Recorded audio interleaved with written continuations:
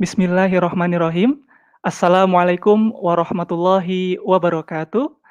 Alhamdulillah, alhamdulillahirabbil alamin wa bihi nasta'in wa ala umuri dunya waddin. Wassalatu wassalamu ala asyrofil anbiya'i wal mursalin sayyidina Muhammadin wa ala alihi wa ashabi ajma'in amma ba'du. Pertama-tama, marilah kita panjatkan puji syukur kehadirat Allah Subhanahu wa taala karena alhamdulillah berkat karunia-Nya, berkat nikmat, rahmat, taufik dan hidayah-Nya, kita semua dapat berjumpa kembali. Kita semua dapat kembali mengikuti acara kajian Forkom NL pada kesempatan kali ini.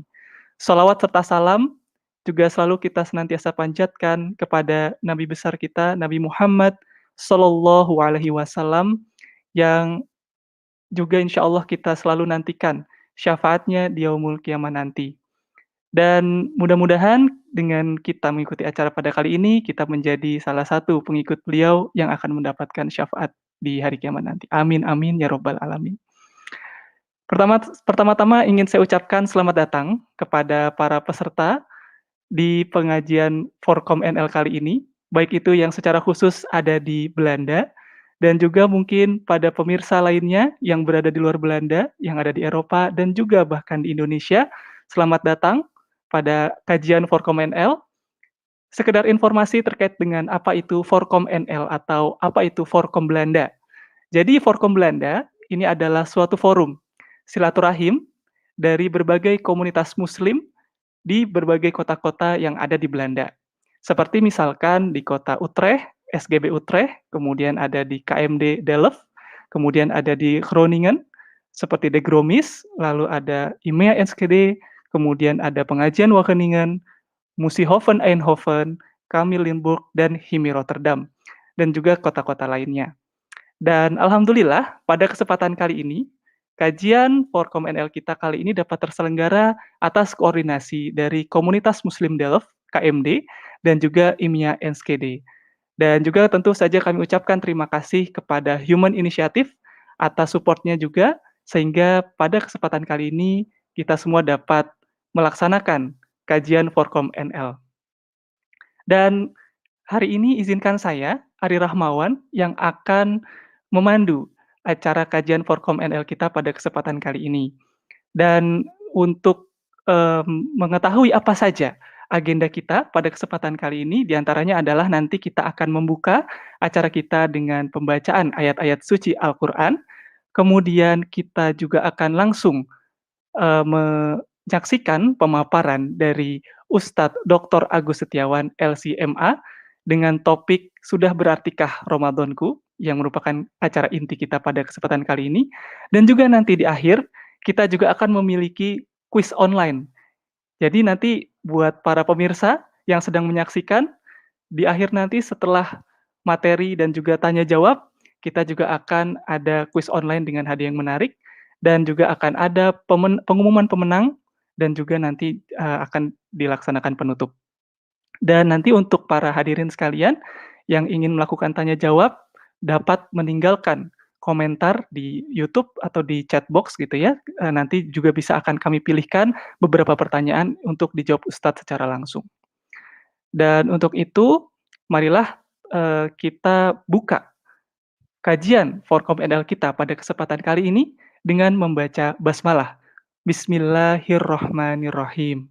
Dan juga kita akan langsung masuk ke agenda pembacaan ayat-ayat suci Al-Quran, yaitu adalah Quran Surat Al-Baqarah ayat 183 sampai 185 yang akan dibawakan oleh Saudara Muhammad Sidik Sumitro.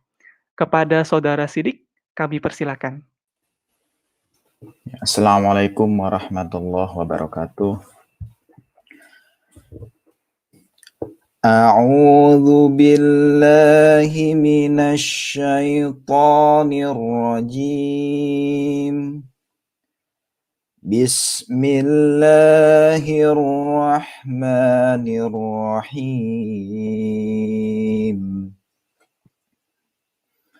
Ya ayyuhalladzina amanu kutiba alaikumus shiyam Kutiba alaikumus siyamu kama kutiba alal ladzina min qablikum la'allakum tattaqun. Ayyaman ma'dudat. فمن كان منكم مريضا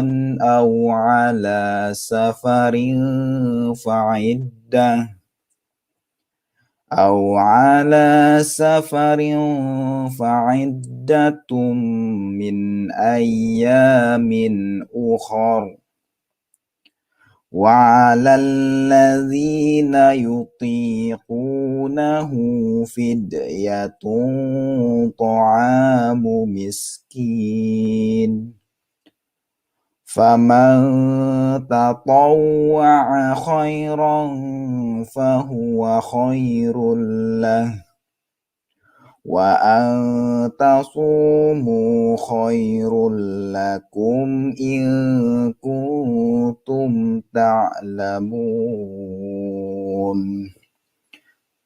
شهر رمضان الذي أنزل فيه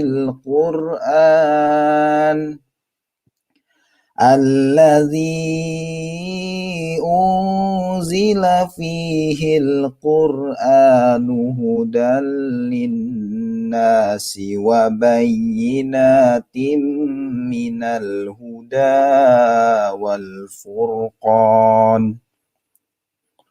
فمن شهد منكم الشهر فليصمه ومن كان مريضا أو على سفر فعدة من أيام أخر يريد الله بكم اليسر ولا يريد بكم العسر ولتكملوا العدة ولتكبروا الله على ما هداكم ولعلكم تشكرون. Sadaqallahul azim. Ya, baik. Alhamdulillahirabbil alamin. Terima kasih kepada Saudara Muhammad Siddiq Sumitro yang telah membacakan ayat-ayat suci Al-Qur'an. Semoga dengan kita mendengarkan apa dari ayat yang dibacakan tadi, semakin menguatkan iman kita dan juga dapat memberikan keberkahan kepada acara kajian kita pada kali ini. Dan baik, untuk itu kita langsung saja menginjak kepada acara inti, yaitu adalah materi dari Ustadz Dr. Agus Setiawan, LC.MA, dengan topik Sudah Berartikah Ramadanku? Dan namun sebelum itu saya ingin menyapa dulu kepada Ustadz Agus. Insya Allah sepertinya sudah hadir di tengah-tengah kita. Nah ini, Assalamualaikum Ustadz Agus. Waalaikumsalam warahmatullahi wabarakatuh. Apa kabar Ustadz? Sehat? Alhamdulillah sehat.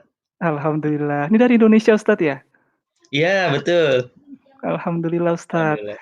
Ya, insya Allah Ustadz pada kesempatan kali ini izinkan saya terlebih dahulu untuk sedikit membacakan CV dari Ustadz juga kepada pemirsa agar pemirsa juga tahu siapakah Ustadz Agus Setiawan. Untuk itu saya izin membacakan terlebih dahulu profil beliau. Ya, pada pemirsa sekalian, kita saat ini sudah kedatangan seorang Ustadz yang sangat luar biasa. Beliau adalah Dr. Haji Agus Setiawan, LC.MA. Beliau lahir di Jakarta pada tanggal 2 Agustus 1976.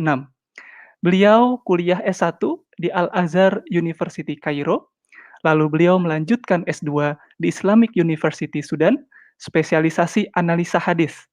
Kemudian beliau menyelesaikan doktor di Universitas Kebangsaan Malaysia dalam bidang fikih hadis. Beliau telah berdakwah di 27 negara antara lain Amerika, Belanda, Jerman, Prancis, dan masih banyak lagi. Masya Allah luar biasa. Dan juga beliau dikenal sebagai seorang penulis buku yang sangat aktif dan beberapa hasil karya tulis beliau antara lain Salju di Tengah Gurun, kemudian ada buku Pesan Rasulullah SAW untuk generasi ahli surga, kemudian ada fikih zakat kontemporer, fikih kedokteran gigi, kontroversi imunisasi, dan masih banyak lagi yang lainnya. Dan suatu keberuntungan bagi kita semua, alhamdulillah, sudah bisa menghadirkan Ustadz Agus Setiawan di tengah-tengah kita, dan untuk itu kami persilahkan kepada Ustadz Agus Setiawan untuk memaparkan materinya. Insya Allah waktunya 1 jam, Ustadz, dan nanti akan dilanjutkan tanya jawab, yang dimana nanti para peserta dipersilakan untuk menuliskan pertanyaan-pertanyaan di kolom komentar untuk nanti kami pilih dan akan kami bacakan di akhir sesi pemaparan Ustadz. Dipersilakan kepada Ustadz Agus. Baik, terima kasih. Bismillahirrahmanirrahim. Assalamualaikum warahmatullahi wabarakatuh. Alhamdulillahilladzi arsala rasulahu bil huda wa dinil haq liyuzhirahu 'alad dini kullihi wa kafa billahi syahida.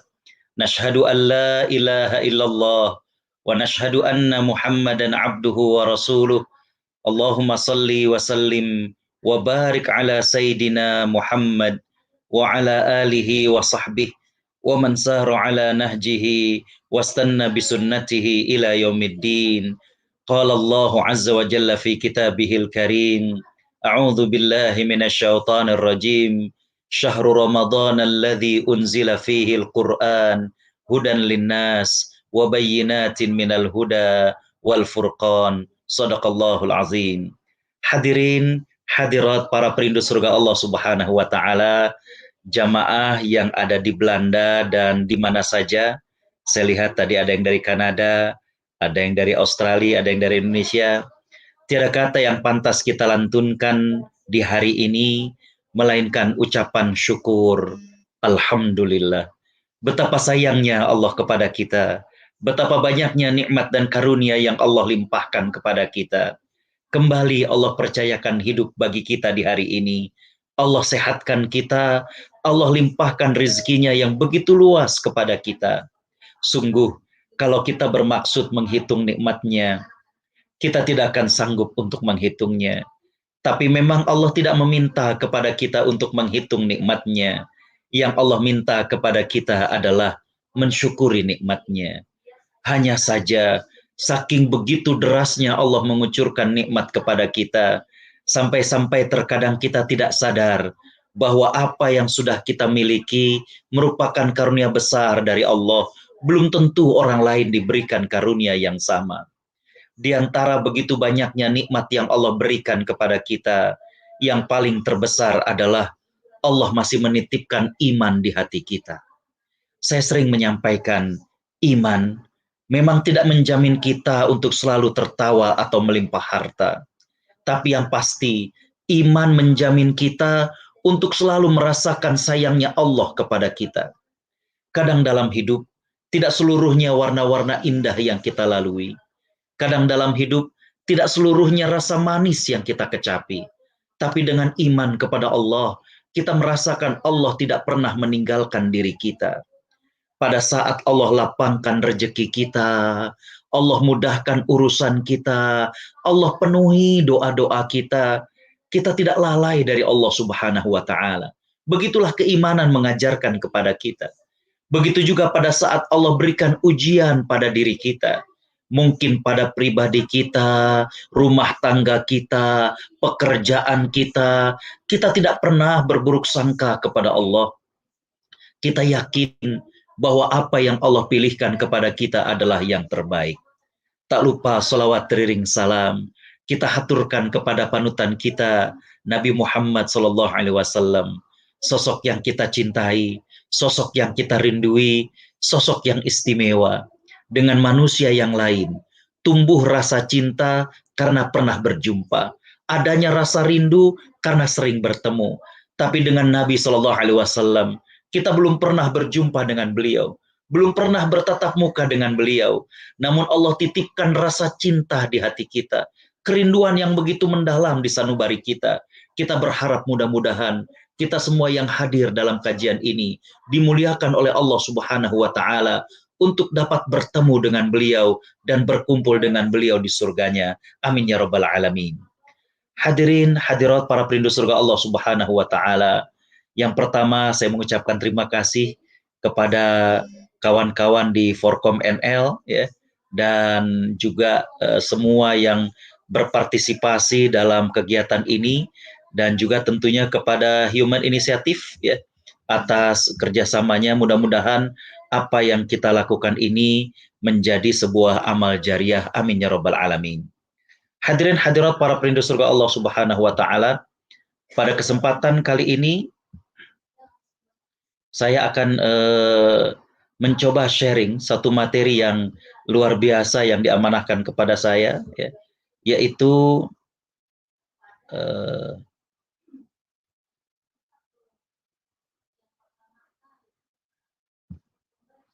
sudah berartikah Ramadanku ya. Sebuah materi yang saya sendiri harus melakukan kajian dan perenungan yang cukup panjang.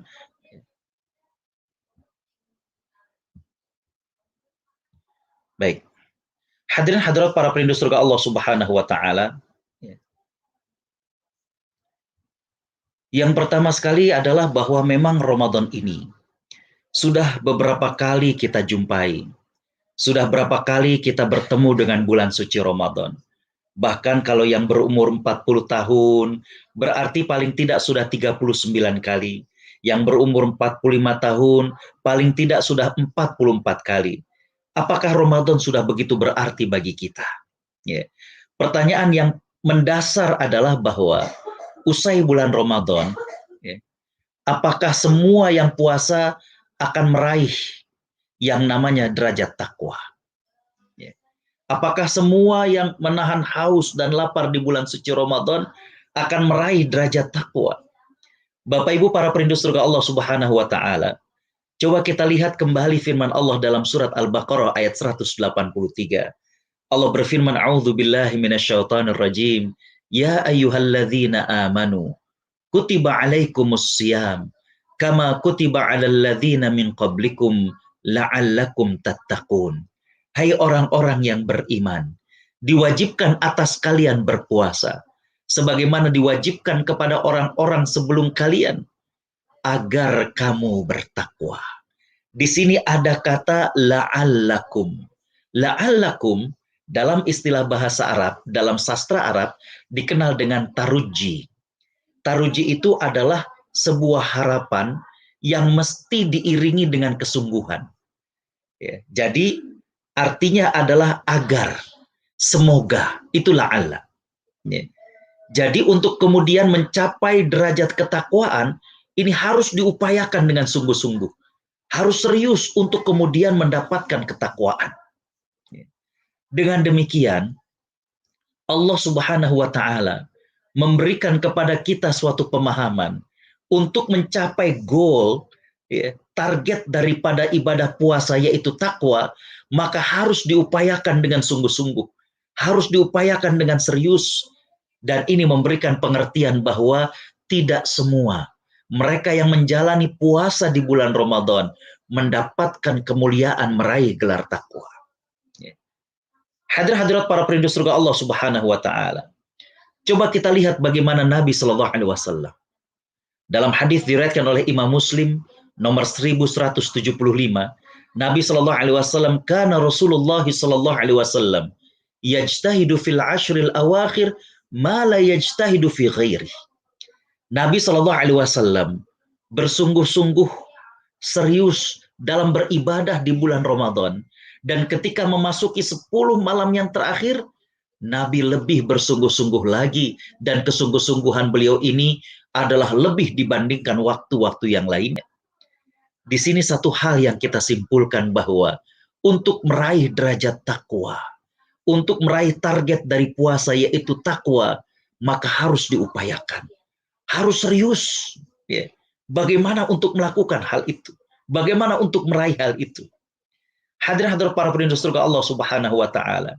Jadi tidak serta-merta Mereka-mereka yang menahan haus, mereka-mereka yang menahan lapar, kemudian mencapai derajat takwa. Tidak.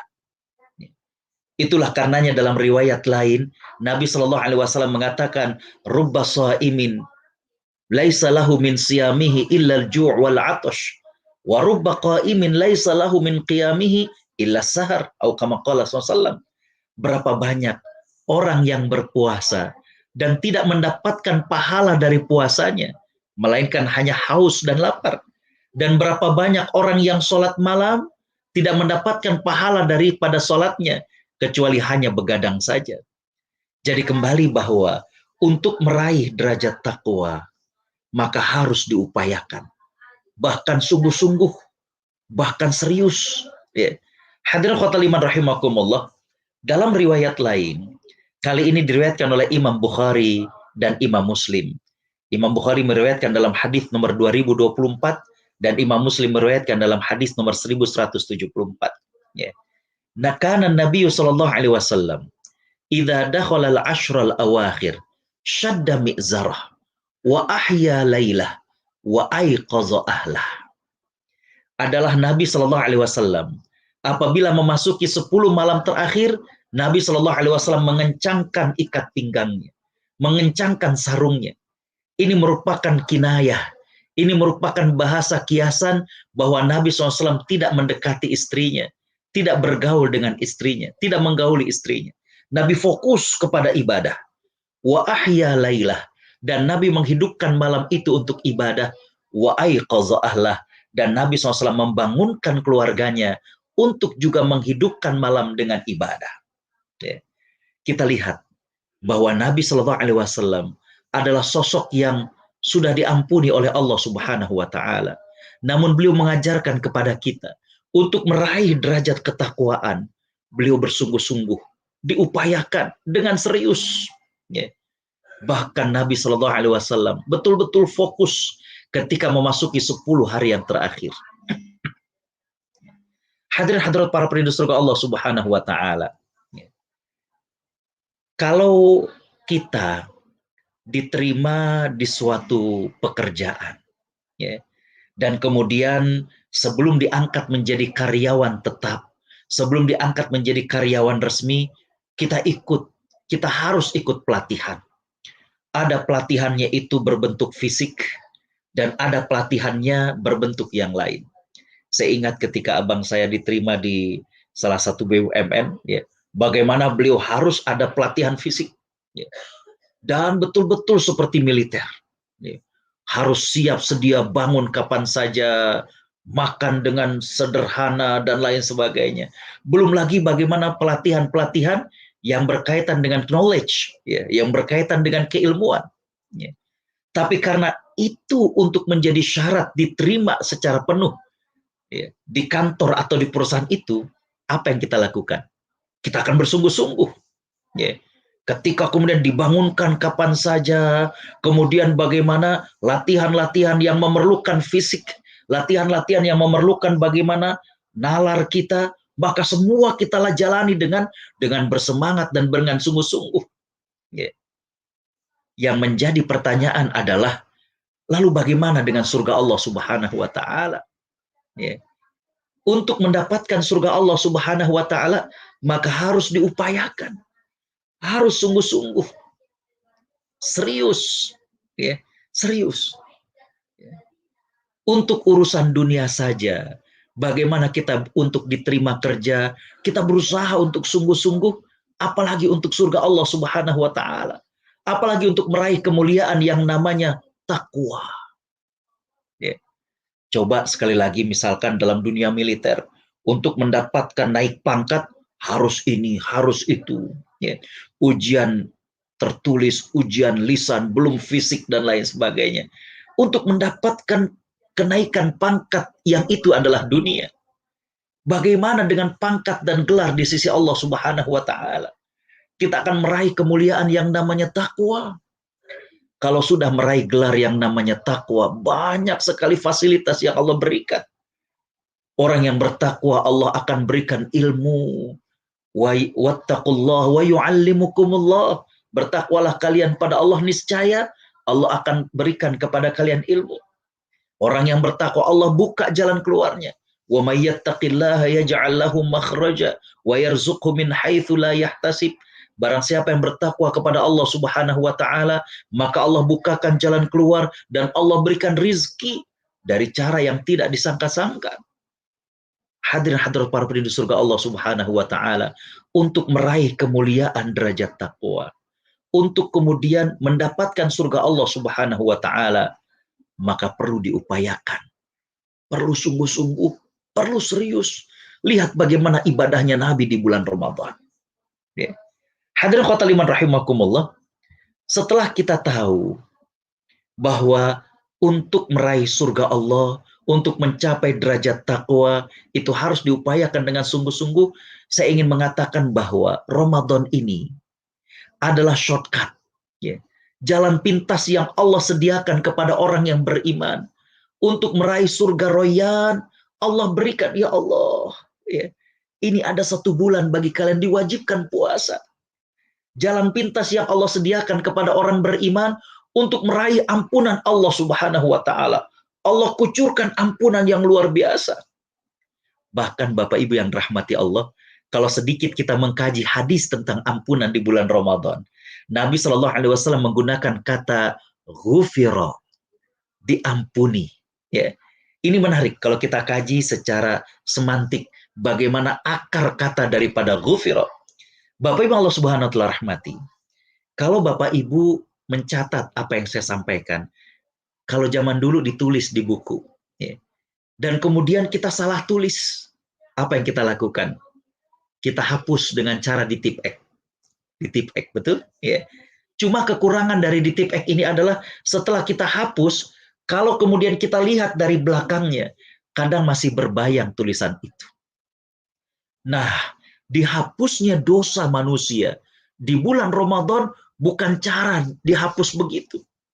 Tapi Allah Subhanahu wa taala betul-betul hapus dosa manusia dengan cara Allah buka lembaran baru. Ya. Sehingga bersih sama sekali. Tidak ada bekas bagaimana dosa yang dilakukan hamba tersebut. Tidakkah ini membahagiakan bagi kita peluang yang luar biasa? Jalan pintas mendapatkan surga Allah, jalan pintas mendapatkan ampunan Allah. Ya Allah. Itulah karenanya kita saksikan bagaimana Nabi SAW, para sahabat, orang-orang soleh sebelum kita, mereka begitu antusias dengan bulan Ramadan. Karena tahu betul keberkahan apa yang ada di bulan Ramadan. Sehingga kita saksikan bagaimana ibadah mereka, bagaimana kesungguhan mereka. Hadirin khotal iman rahimakumullah, wajar karenanya. Ya. Ketika Nabi Shallallahu alaihi wasallam dalam riwayat, ya, ada riwayat Imam Muslim, ada riwayat Imam Ahmad, ya, dan ini adalah riwayat daripada Imam Bukhari yang diambil dari kitab Al-Adabul Mufrad. Bagaimana Nabi SAW ketika naik ke atas mimbar, para sahabat mendengar Nabi SAW mengucapkan amin sebanyak 3 kali. Para sahabat pun bertanya-tanya, ya Rasulullah, kami mendengar engkau mengucapkan amin sebanyak 3 kali. Apa yang terjadi? Salah satunya Nabi mengatakan, baru saja Jibril datang kepadaku. Dan Jibril menyampaikan kepadaku, Rogma anfin, Rogma anfin, Rogma anfin, man adroka Ramadan falam yughfarlah. Ya. Rogma anfin, arti asal adalah cacat hidungnya. Cacat hidungnya. Ini sudah menjadi sebuah bahasa satu kesatuan yang artinya adalah rugi. Tapi dalam kitab Mirqatul Mafatih, sebuah kitab hadis, ya, pengarang kitab Mirqatul Mafatih mengatakan makna dari rogma anfin itu bukan cuma rugi, tapi 4 makna. Rugi, celaka, hina, dan rendah. Apa artinya? Rugi dan celaka. Orang-orang yang berjumpa dengan bulan Ramadan tapi tidak mendapatkan ampunan dari Allah Subhanahu wa taala. Jadi beliau mengatakan bahwa orang ada di bulan Ramadan tapi nggak mendapat ampunan, kan rugi sekali. Padahal ini bulan adalah bulan penuh ampunan dari Allah Subhanahu wa taala. Seperti kata pepatah, Jangan seperti anak ayam mati kelaparan di tengah lumbung padi. Ironis, ada anak ayam mati kelaparan padahal di gudangnya makanan. Ada hamba Allah yang tidak mendapatkan ampunan padahal di bulan ampunan. Rugi celaka. Ya. Selain merugi, yang kedua artinya celaka. Artinya apa? Kalau di bulan Ramadan nggak mendapatkan ampunan, kemana lagi dia akan mencari? Ini bulan maghfirah. Dan ampunan dari Allah itu sangat luar biasa. Ya. Makna yang ketiga, kata penulis kitab Mirqatul Mafatih, adalah hina. Ya. Sungguh hina orang yang dikasih kesempatan untuk berubah, memperbaiki diri, ya, dan kemudian mendapatkan ampunan, tapi tidak menggunakan kesempatan itu. Hina sekali derajatnya. Ya. Allah kasih kesempatan bagi para pendosa untuk kemudian mendapatkan ampunan, mendapatkan kesempatan kedua agar Allah mengampuni dirinya. Ketika kemudian dia tidak gunakan, sungguh orang ini hina. Ya. Dan yang keempat maknanya adalah rendah. Rendah sekali derajatnya di hadapan Allah. Manusia-manusia yang berdosa, lalu Allah berikan kesempatan untuk meraih ampunan, untuk merubah diri di bulan Ramadan, tapi tidak mendapatkan ampunan dan tidak berusaha untuk memperbaiki diri. Rendah derajatnya di hadapan Allah. Makanya seorang ulama salaf mengatakan, barang siapa yang tidak diampuni dosanya di bulan Ramadan, maka dia tidak akan diampuni di bulan-bulan lainnya. La haula wala quwata illa billah.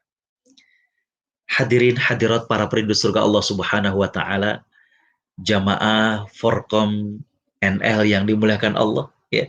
Setelah kita tahu bahwa untuk meraih derajat takwa tidak semua yang berpuasa mampu meraihnya, ya. Kita juga mengetahui bahwa, ya, untuk meraih derajat takwa harus diupayakan. Diupayakan tidak seadanya, tapi dengan sungguh-sungguh, dengan serius. Dan tadi saya mengatakan bahwa Ramadan Allah sediakan sebagai jalan pintas, shortcut bagi orang beriman untuk meraih surga Ar-Rayyan, untuk meraih surga Allah, untuk meraih ampunan Allah. Makanya mereka-mereka yang tidak mendapatkan ampunan di bulan Ramadan sungguh hina, sungguh rendah, sungguh celaka, dan sungguh merugi. Hadirin khotaliman rahimakumullah, ya. Kita masuk sekarang tentang takwa, ya. Bagaimana takwa setelah Ramadan? Arti takwa secara bahasa adalah penghalang, wiqayah, ya. Wiqayah. Dalam perkataan seorang salafus soleh, beliau mengatakan bahwa yang namanya takwa adalah antaj'ala bainaka wa bainan nari wiqayah. Begitu, ya. Jadi arti asal dari takwa itu adalah penghalang. Maksudnya adalah antaj'ala, engkau menjadikan bainaka antara dirimu wa bainan nar dan juga neraka wiqayah, ada penghalang. Jadi takwa itu adalah penghalang yang menghalangi kita daripada siksa api neraka. Bagaimana cara agar kita kemudian terhalangi daripada siksa api neraka? Dengan meninggalkan maksiat.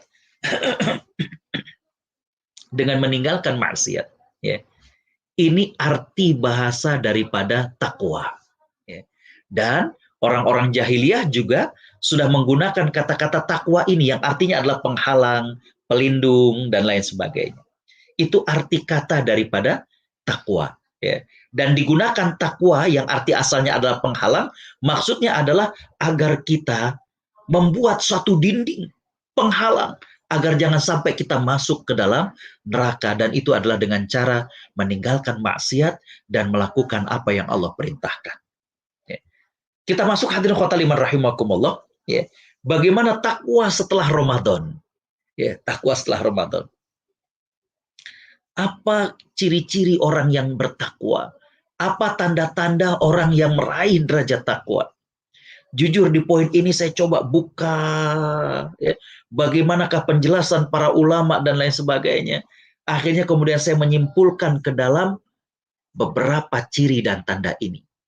Jadi Bapak Ibu, ya, setelah berakhir Ramadan. Dan kalau kita pengen ngukur, ya, adakah kita mencapai derajat takwa atau tidak, maka ini ukurannya.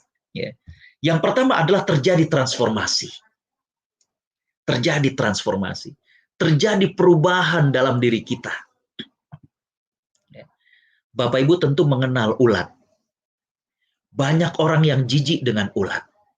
Melihat gerak-geraknya. Ya. Sudahlah demikian, ulat ini memang kerjanya hanya makan. Ulat ini kerjanya makan. Sehingga warna tubuhnya pun sama dengan apa yang dia makan. Tapi Bapak Ibu yang dimuliakan Allah, kita melihat bagaimana ketika ulat itu masuk dalam sebuah kepompong, berada pada sebuah kepompong, terjadi metamorfosis. Setelah sekian lama berada dalam kepompong, kemudian dia keluar dari kepompong menjadi makhluk yang baru. Apa itu? Betul, kupu-kupu. Ketika dia menjadi kupu-kupu, orang yang tadinya jijik dengan ulat, orang yang tadinya geli dengan ulat, tapi ketika berubah menjadi kupu-kupu, dia suka. Warna-warninya indah. Bagaimana kemudian hinggap di pohon, hinggap di bunga. Orang begitu tertarik, gemes, suka melihat kupu-kupu.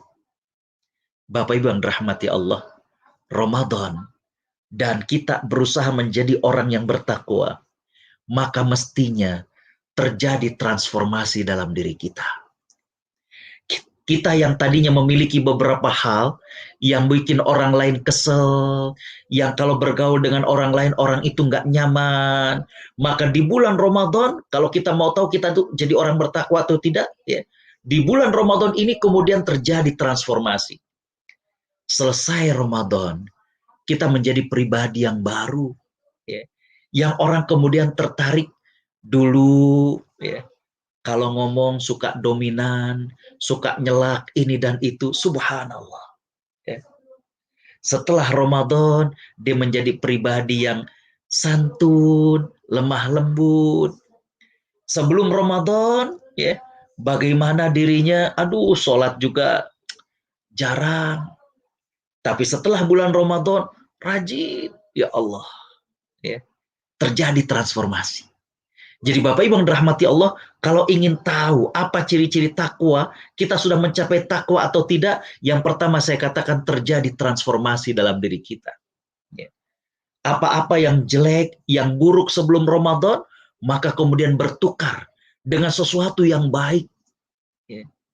Tadi saya katakan, yang tadinya hidupnya sendirian, maka setelah bulan Ramadan, bagaimana dia ingin untuk membantu, berbagi, peduli, dan lain sebagainya.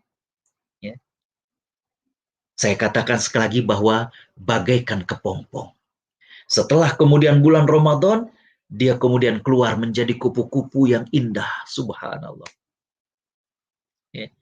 Bapak Ibu yang Allah Subhanahu wa Ta'ala rahmati, inilah yang Allah Subhanahu wa Ta'ala harapkan, bahwa ketika kita puasa, maka ada internalisasi, ada penghayatan dalam diri. Bagaimana kemudian ibadah-ibadah puasa tersebut menempa diri kita. Ya. Sehingga terjadi perubahan. Tadi saya katakan yang tadinya jarang sholat, jadi rajin sholat. Yang tadinya nggak pernah berinteraksi dengan Al-Quran, sekarang pengen belajar Al-Quran. Yang tadinya pribadi yang mengesalkan orang nggak nyaman dekat dengan dia, setelah Ramadan menjadi pribadi yang memikat orang lain. Ya Allah, orang tertarik dengan akhlaknya. Tanda takwa yang pertama adalah terjadi transformasi. Ya. Bapak Ibu Allah Subhanahu wa Ta'ala rahmati. Yang kedua, ya, bagaimana bukan cuma menjadi perubahan, tapi apa yang berubah itu menjadi habit. Ya. Ramadan melatih seorang muslim untuk menjadikan hal-hal baik itu sebagai habit, sebagai kebiasaan. Ya. Makanya ada seorang salafus saleh yang bernama Bishr. Ya. Beliau pernah dikasih tahu bahwa ada sekelompok masyarakat yang rajin beribadahnya hanya di bulan Ramadan. Apa kata beliau? Bi'sal qaum la ya'rifuna lillahi haqqan illa fi syahri Ramadan. Kata beliau, adalah seburuk-buruknya orang yang menunaikan hak Allah hanya pada bulan Ramadan. Beliau kemudian mengatakan, inna salih alladhi yata'abbad wa yajtahid as-sanata kullaha. Kata beliau, orang yang soleh itu adalah orang yang beribadah pada Allah dan orang yang bersungguh-sungguh ya sepanjang tahunnya. Subhanallah. Ya.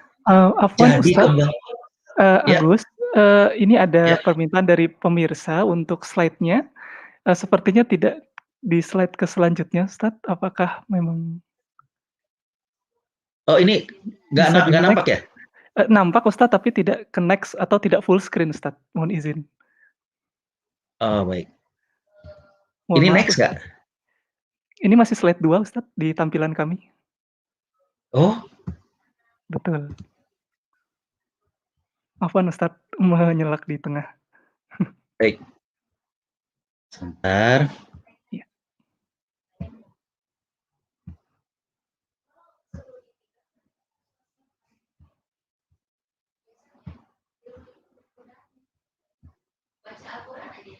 Nampak?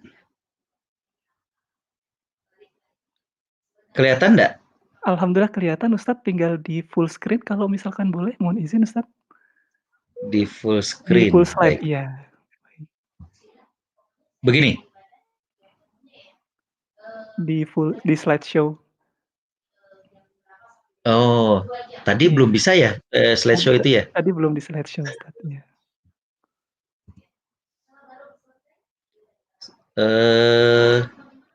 Sebentar. Atau jika tidak apa-apa Ustadz, yang penting Yang di kecil aja apa, ya, baik. ya bisa, tapi di next ke menyesuaikan materinya. Mohon maaf Ustadz sekali Baik. lagi. Mohon. Baik. Iya. Bapak Ibu Allah Subhanahu wa taala rahmati ya. Jadi kembali bahwa yang kedua, setelah terjadi transformasi dan tadi saya katakan adalah bahwa Ramadan sejatinya bagaikan kepompong bagi kita dan kemudian terjadi perubahan. Kita yang tadinya adalah orang-orang yang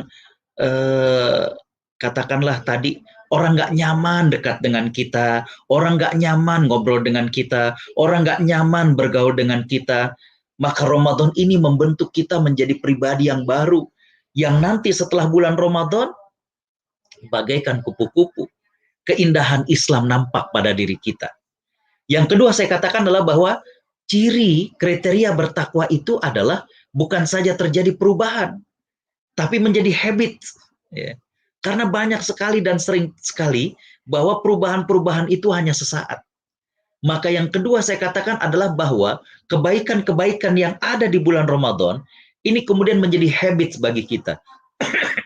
Menjadi sebuah kebiasaan. Ya. Tadi saya katakan bagaimana seorang salafus soleh yang bernama Bishr. Beliau disampaikan bahwa ada orang-orang yang rajin beribadah itu hanya di bulan Ramadan. Apa kata beliau? Bi'sal qaum. Itu adalah orang yang tidak baik. La ya'rifuna lillahi haqqan illa fi syahri Ramadan. Yang tidak menunaikan hak Allah kecuali hanya pada bulan Ramadan. Beliau kemudian mengatakan inna salih alladhi yata'abbad wa yajtahid as-sanata kullaha.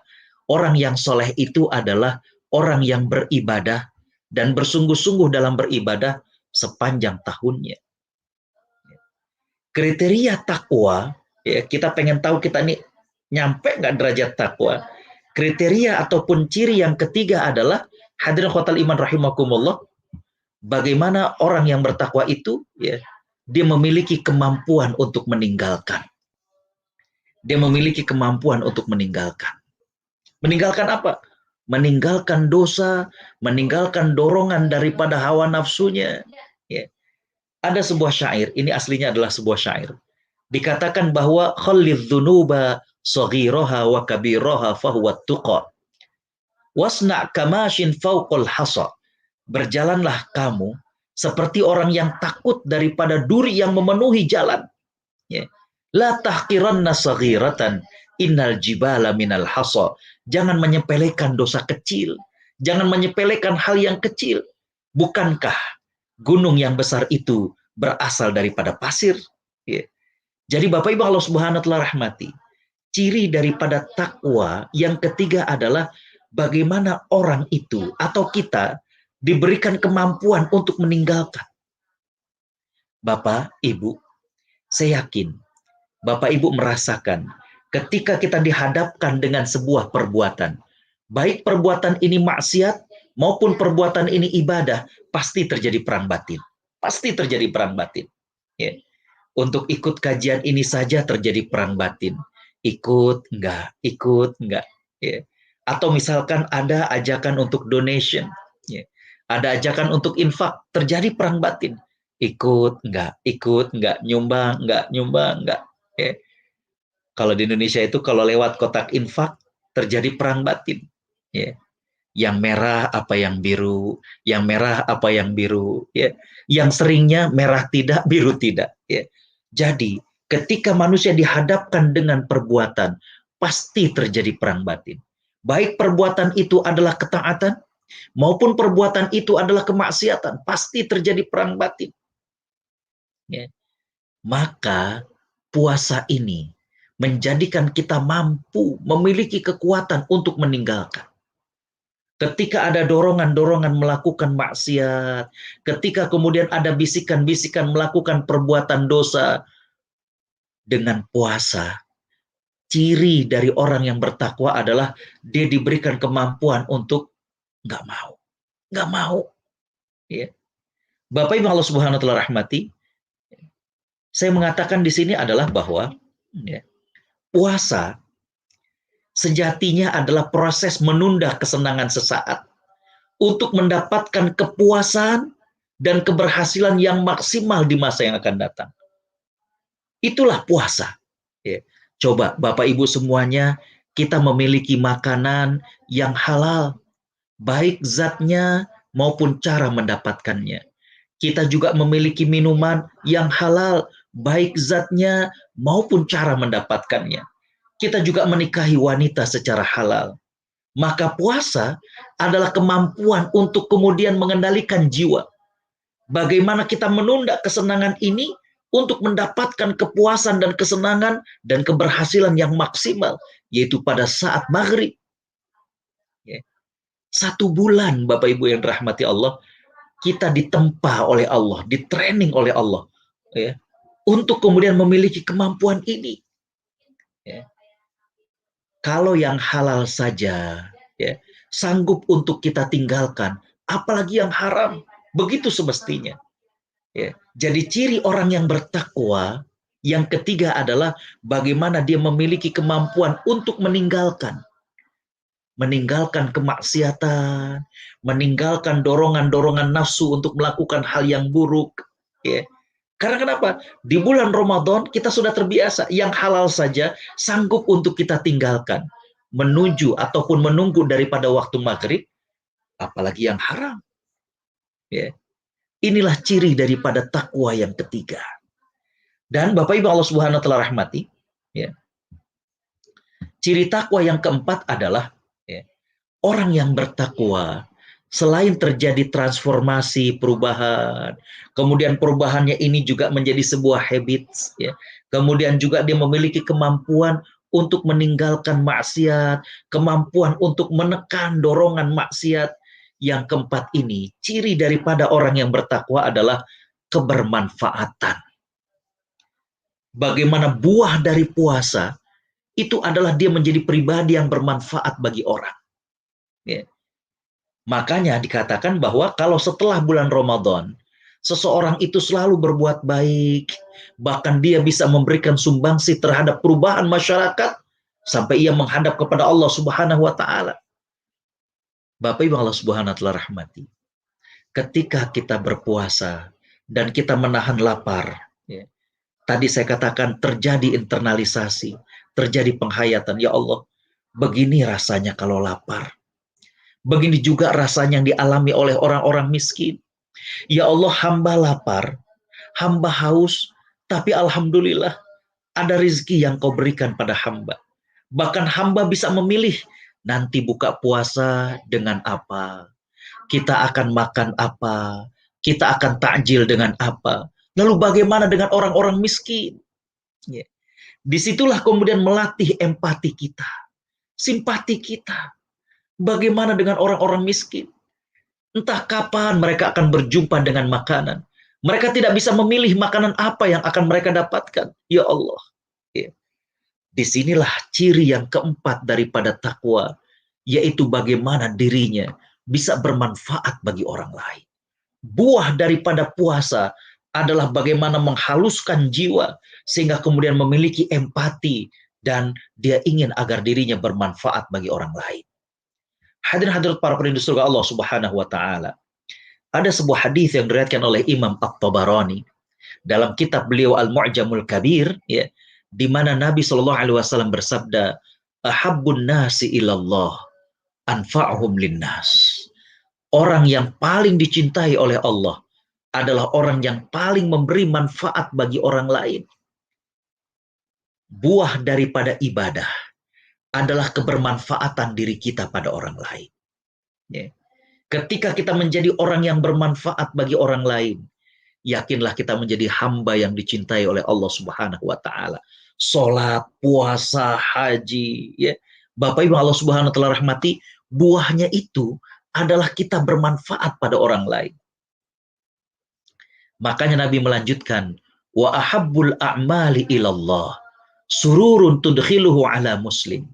Dan perbuatan yang paling dicintai oleh Allah adalah membuat kebahagiaan kepada muslim yang lainnya. Au takshifu anhu kurbatan, atau mengangkat kesusahan orang lain. Au taqdi anhu dainan, atau membayarkan hutang orang lain. Au tatruda anhu ju'an, atau menghilangkan rasa lapar pada diri orang lain. Nabi sampai mengatakan, aku diajak jalan dengan seseorang untuk membantu menyelesaikan masalahnya, lebih aku cintai daripada iktikaf di Masjid Nabawi ini selama 1 bulan. Bapak Ibu bisa tahu, sholat 1 kali di Masjid Nabawi setara dengan 1000 kali di masjid yang lain. Bisa dibayangkan kalau iktikaf 1 bulan, tapi Nabi mengatakan bahwa dia berjalan, ya, untuk membantu urusan saudaranya, itu lebih beliau cintai daripada iktikaf di Masjid Nabawi. Kenapa? Karena kebermanfaatan. Ketika dia iktikaf, dia saja yang merasakan. Tapi ketika dia membantu sahabatnya, maka di sini ada kebermanfaatan. Bapak Ibu yang dirahmati Allah, inilah perbuatan yang paling Allah cintai, menghadirkan senyum bagi orang lain. Bagaimana setelah bulan Ramadan, kita berkontribusi bagi masyarakat kita. Ya. Bagaimana kemudian kita bisa bermanfaat. Ya. Saya ada sebuah ungkapan, sering saya ulang. Berkaitan dengan kita bermanfaat, berkaitan dengan kita berbagi. Bapak Ibu yang dirahmati Allah, ungkapan saya berbunyi, sebuah pemberian sebelum bermanfaat bagi orang yang menerima, dia akan bermanfaat bagi orang yang memberi. Bagaimana kalimatnya? Sebuah pemberian sebelum bermanfaat pada orang yang menerima, dia akan bermanfaat bagi orang yang memberi. Apa manfaatnya? Allah titipkan manisnya iman di hati kita. Subhanallah. Allah titipkan manisnya iman di hati kita. Ketika kita berbagi kepada orang miskin, ya Allah, ya, Bapak Ibu yang dirahmati Allah, kadang belum sempat dimakan makanan itu. Kadang belum sempat dipakai pakaian yang kita berikan.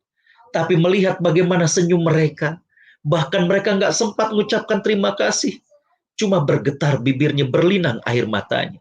Manfaat yang pertama dirasakan oleh siapa? Dirasakan oleh kita. Allah titipkan manisnya iman di hati kita. Jadi, ciri takwa setelah puasa Ramadan adalah bagaimana kebermanfaatan. Ya. Kita menjadi orang-orang yang dicintai oleh Allah. Perbuatan kita perbuatan yang dicintai Allah. Bagaimana kita membantu mereka, membantu orang yang kesusahan. Ya.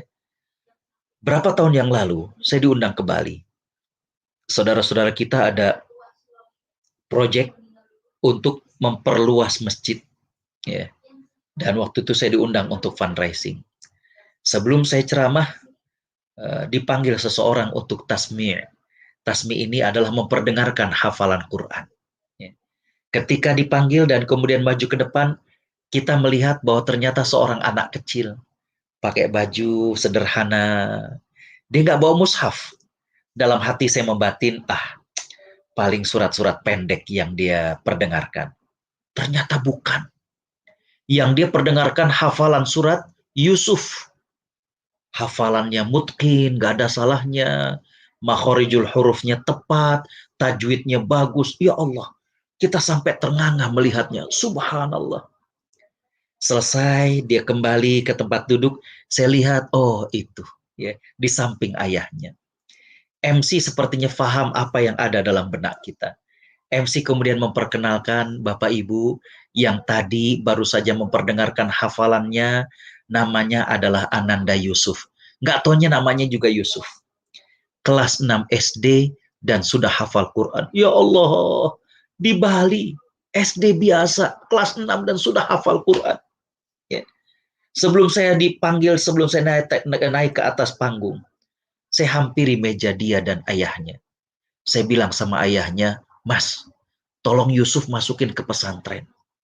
Ya. Saya pengen beliau jadi ulama di Bali. Tapi ternyata ayahnya tidak merespon dengan gembira. Biasa aja.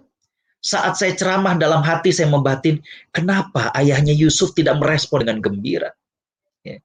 Selesai ceramah saya panggil panitia sini. Tadi saya bilang sama ayahnya Yusuf, saya minta agar Yusuf dimasukkan ke dalam pesantren.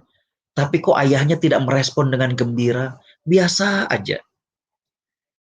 Panitia berbisik, Pak Ustadz mohon maaf, ayahnya ini kerjanya sebagai guide. Oh, saya bilang, saya ngerti. Ya.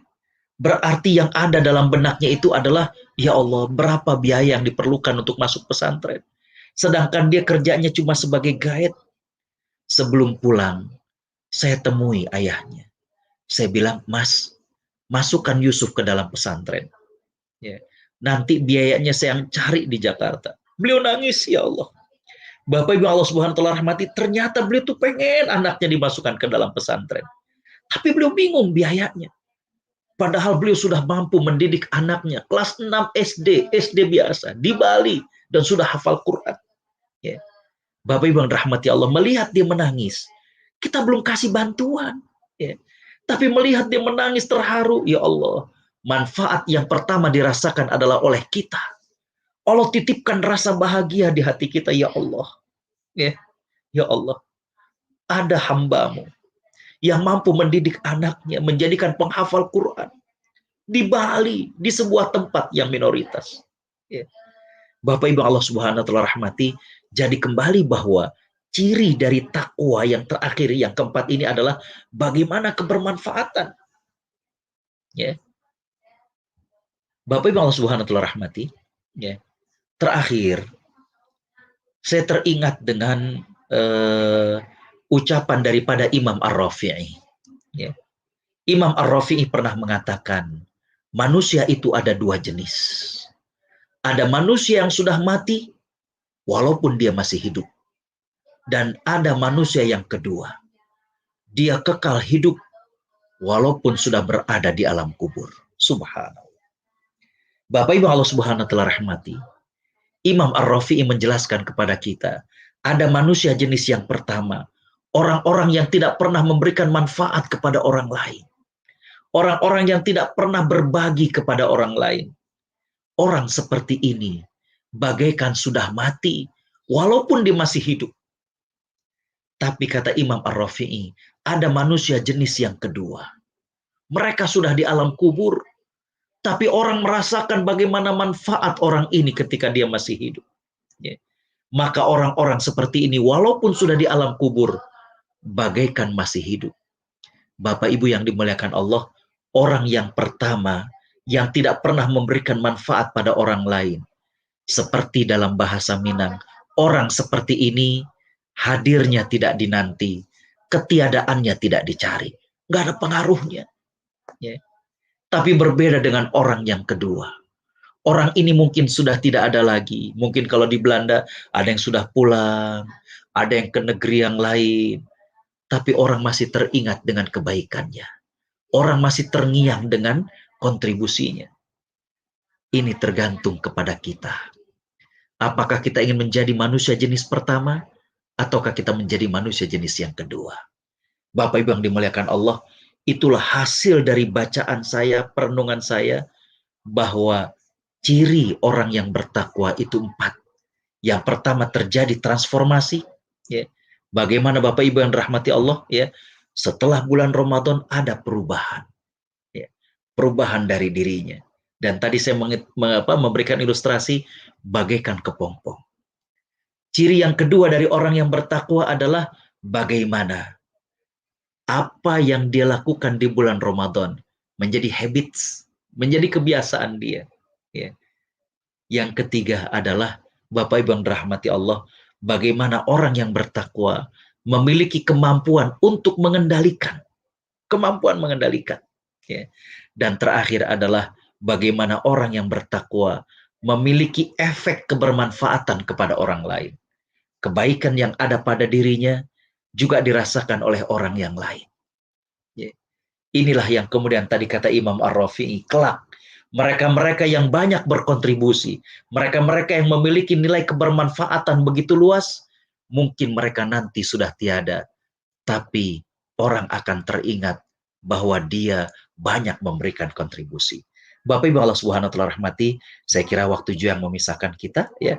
Saya kembalikan kepada MC, jadi kembali bahwa ya insya Allah masih tersisa sekian hari di bulan Ramadan ini dan bisa kita gunakan kesempatan untuk meraih derajat takwa dan untuk mengecek apakah betul kita sudah meraih derajat takwa.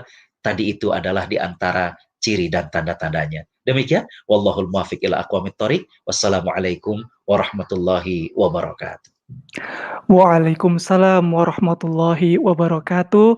Jazakallahu khairan kasir Ustadz Agus Setiawan atas pemaparan materinya yang sangat luar biasa. Yang ini juga sekali lagi mengingatkan kepada kami semuanya terkait dengan betapa luar biasanya keutamaan bulan Ramadan dan juga bahkan kami juga diberikan insight terkait dengan bagaimana kemudian bulan Ramadan itu bisa membentuk kami menjadi pribadi yang bertakwa. Seperti tadi ada 4 ciri-ciri yang sudah Ustadz sampaikan. Sekali lagi terima kasih banyak, Ustadz Agus atas penyampaiannya yang sangat menarik sekali. Dan selanjutnya, ini adalah sesi tanya jawab, Ustadz. Jadi dan sebelumnya mungkin juga kami ingin memberitahu bahwa saat ini para pemirsa tadi juga sudah, kami cek di YouTube, untuk online itu sudah sekitar 50, peserta, Ustadz, sekitar 50 alhamdulillah yang hadir menyaksikan, materi dari Ustadz Agus dan itu juga terdiri dari berbagai macam kota di Belanda dan juga berbagai macam negara, Ustadz, alhamdulillah.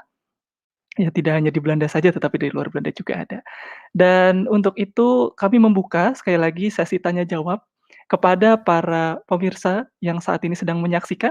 Dipersilakan apabila ada pertanyaan langsung kepada Ustadz Agus, langsung saja disampaikan melalui, kotak chat live di YouTube yang sudah disediakan. Dan untuk sambil menunggu pertanyaan-pertanyaan yang masuk, kami juga sudah ada beberapa pertanyaan, Ustadz. Yang pertama adalah terkait dengan tadi apa yang sudah Ustadz sampaikan bahwa untuk sampai kita menjadi pribadi yang bertakwa, yang memiliki 4 kriteria tadi, seperti kita bisa mentransformasi diri kita, terus kemudian menjadikan perubahan tersebut menjadi habit, lalu kemudian kita mampu untuk meninggalkan kemaksiatan dan menjadi pribadi yang bermanfaat. Tentu saja tadi Ustadz juga sudah menyampaikan untuk mencapai itu kita membutuhkan kesungguhan yang sangat, luar biasa ya, tekad yang sangat kuat gitu. Namun Ustadz ini tentu saja juga menjadi suatu fenomena yang seringkali kami lihat dan itu selalu senantiasa berulang Ustadz terkait dengan kesungguhan dan tekad untuk memanfaatkan Ramadan ini. Seperti misalkan selalu siklusnya tuh hampir mirip, kayak misalnya kalau sholat tarawih gitu, kalau dulu sebelum pandemi, itu kalau di 10 hari pertama, itu jamaah sampai keluar-luar masjid. Kemudian di 10 hari berikutnya, itu kemudian sudah mulai masuk ke dalam masjid. Di 10 hari yang terakhir itu justru hanya beberapa segelintir soft saja yang kemudian tersisa. Nah ini mungkin menjadi bentuk pertanyaan juga bagi banyak jamaah Ustadz, kesungguhan kita yang seringkali naik turun memanfaatkan momentum Ramadan ini, itu kok berulang-ulang dan terus-menerus terjadi. Nah apakah Ustadz ada mungkin semacam insight atau semacam tips strategi bagaimana Ustadz atau Rasulullah atau salafus sholih menjaga agar kesungguhan untuk memanfaatkan momentum Ramadan ini senantiasa terus dalam titik yang tertinggi? Itu pertanyaannya Ustadz, kami persilakan. Baik, bismillahirrahmanirrahim. Alhamdulillah, salatu wassalamu ala rasulillah, ba'd. Bapak Ibu Allah Subhanahu wa taala rahmati, menarik sekali ini dari Mas Ari ya. Jadi ada dua hal yang bisa saya sampaikan. Yang pertama adalah dalam skala masyarakat, yang kedua dalam skala pribadi. Dalam skala masyarakat dari apa yang saya lihat, saya perhatikan ya, maka terjadi pengalihan fokus ibadah dari masyarakat. Ya.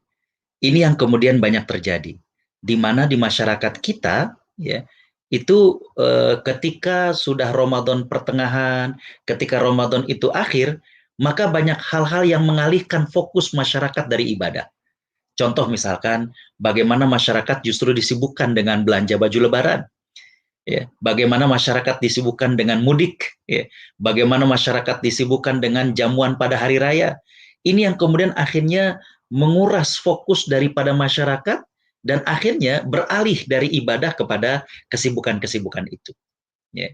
Ini kalau dalam skala masyarakat. Dan yang perlu kita lakukan adalah tentunya menyampaikan kepada masyarakat. Ya. Bapak Ibu bukan nggak boleh untuk memakai baju baru pada hari raya. Tapi bagaimana kalau membelinya itu sebelum Ramadan? Jadi pada saat Ramadan kemudian betul-betul untuk ibadah. Ya. Begitu juga kepada yang ingin menjamu tetamu.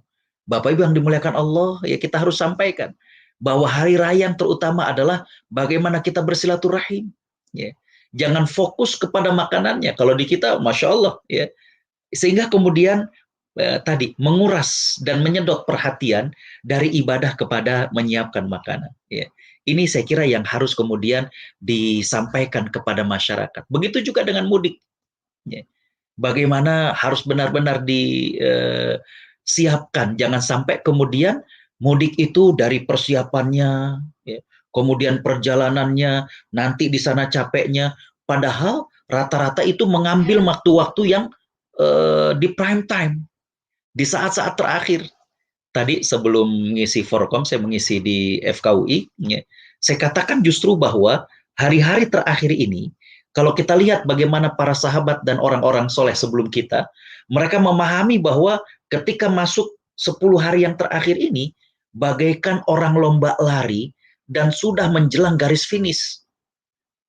Justru kita lihat mereka-mereka yang lomba lari, ketika akan memasuki garis finish, mereka tambah lagi kenceng. Ya, karena ini yang menentukan siapa yang akan menjadi pemenang atau siapa yang akan menjadi pecundang. Ya. Tapi di masyarakat itu kemudian fokusnya kemudian dialihkan dengan mudik, beli pakai baju baru, makanan hari raya dan lain sebagainya. Nah, ini yang perlu kemudian diedukasi oleh para tokoh agama, oleh kemudian para ulama-ulama agar masyarakat kemudian memahami.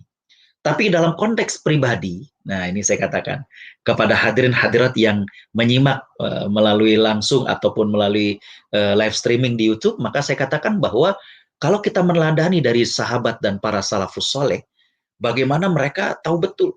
Ya. Makanya tadi temanya adalah bagaimana memaksimalkan di 10 malam terakhir. Salah satu yang saya usulkan adalah mengurangi aktivitas. Mengurangi aktivitas. Aktivitas-aktivitas yang tidak berkaitan langsung dengan ibadah, maka coba kita kurangi. Misalkan, ya, kita mencukupkan sederhana sahur dan berbuka dengan makanan yang tidak memerlukan waktu yang panjang dan bertele-tele bagi kita, bagi istri kita untuk mempersiapkannya. Sehingga itu bisa digunakan untuk ibadah.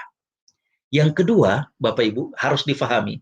Ini menurut Imam Ibnul Qayyim, Nabi SAW dengan para sahabat itu punya satu rumus yang luar biasa, yaitu memvariasikan ibadah. Jadi ibadahnya nggak satu, nggak baca Quran aja, tapi divariasikan. Intinya adalah mengisi waktu dengan rangkaian ibadah. Kalau baca Quran, maaf, capek, pegel mulut kita, tutup. Ya, apalagi nih, ya, kita zikir, istighfar. Kalau itu kemudian juga pegel, ya, maka apalagi yang bisa kita lakukan? Kita coba untuk kemudian entah itu kita membaca, kita pokoknya atau sholat sunnah, pokoknya kata Imam Ibnul Qayyim, Nabi Shallallahu Alaihi Wasallam itu memvariasikan ibadah, ya, sehingga tidak ada satu waktu pun melainkan oleh Nabi Muhammad SAW itu diisi dengan ibadah. Nah, kalau buat diri kita seperti itu, ya. Dan sekali lagi bahwa Bapak Ibu Allah Subhanahu Wa Taala rahmati, ini kesempatan, kita tidak tahu apakah Allah akan memberikan kesempatan tahun yang akan datang ataukah tidak. Kalau masing-masing merasa bahwa ini adalah kesempatan terakhir, pasti kita akan memaksimalkan ikhtiar untuk kemudian sampai ke garis finish di bulan Ramadan dan kita meraih sebanyak-banyaknya pahala dan ampunan. Wallahu a'lam. Alhamdulillah, jazakallah. Ustadz jawabannya sangat mencerahkan sekali dan tadi dibahas dari 2 sisi ya, dari sisi sosial dan juga pribadi. Alhamdulillah Ustadz senang sekali mendapatkan jawabannya dan berikut ini ada lagi Ustadz pertanyaan dari pemirsa, dari saudara Fauzan Muzaki. Apakah menjadi manusia yang diingat jasa-jasanya bisa bersifat komunal atau tim? Mungkin ada orang-orang yang tidak nyaman terekspos pribadinya, ke publik. Nah ini bagaimana Ustadz? Bismillahirrahmanirrahim. Alhamdulillah, salatu wassalamu ala rasulillah wa ba'd. Bapak Ibu yang Allah Subhanahu wa taala rahmati, terima kasih nih Mas Fauzan, bagus sekali ya pertanyaannya. Masalah terekspos dan tidak terekspos itu adalah masalah bagaimana pribadi dia dan juga keadaannya. Tapi yang paling terpenting adalah bagaimana orang sekitar kita merasakan. Saya suka bikin renungan pagi, kadang siang ya. Sempat saya menulis, bukan tidak penting memastikan berapa banyak orang yang mengenal kita.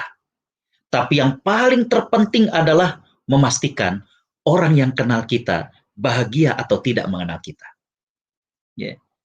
Jadi bukan kemudian, wah saya famous gitu ya, kenal ya. Penting tapi nggak terlalu penting. Yang terpenting adalah setiap orang yang berinteraksi dengan kita, pernahkah mereka merasakan manfaat dari kita? Pernahkah mereka merasakan kebaikan dari diri kita? Ya.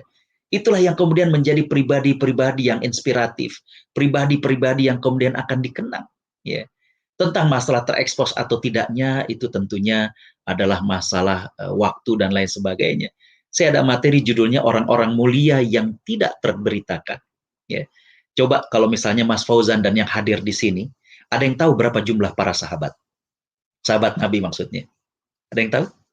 Ketika Nabi meninggal, menurut catatan sejarah sekitar 160.000. 160.000. Oke, pertanyaan kedua.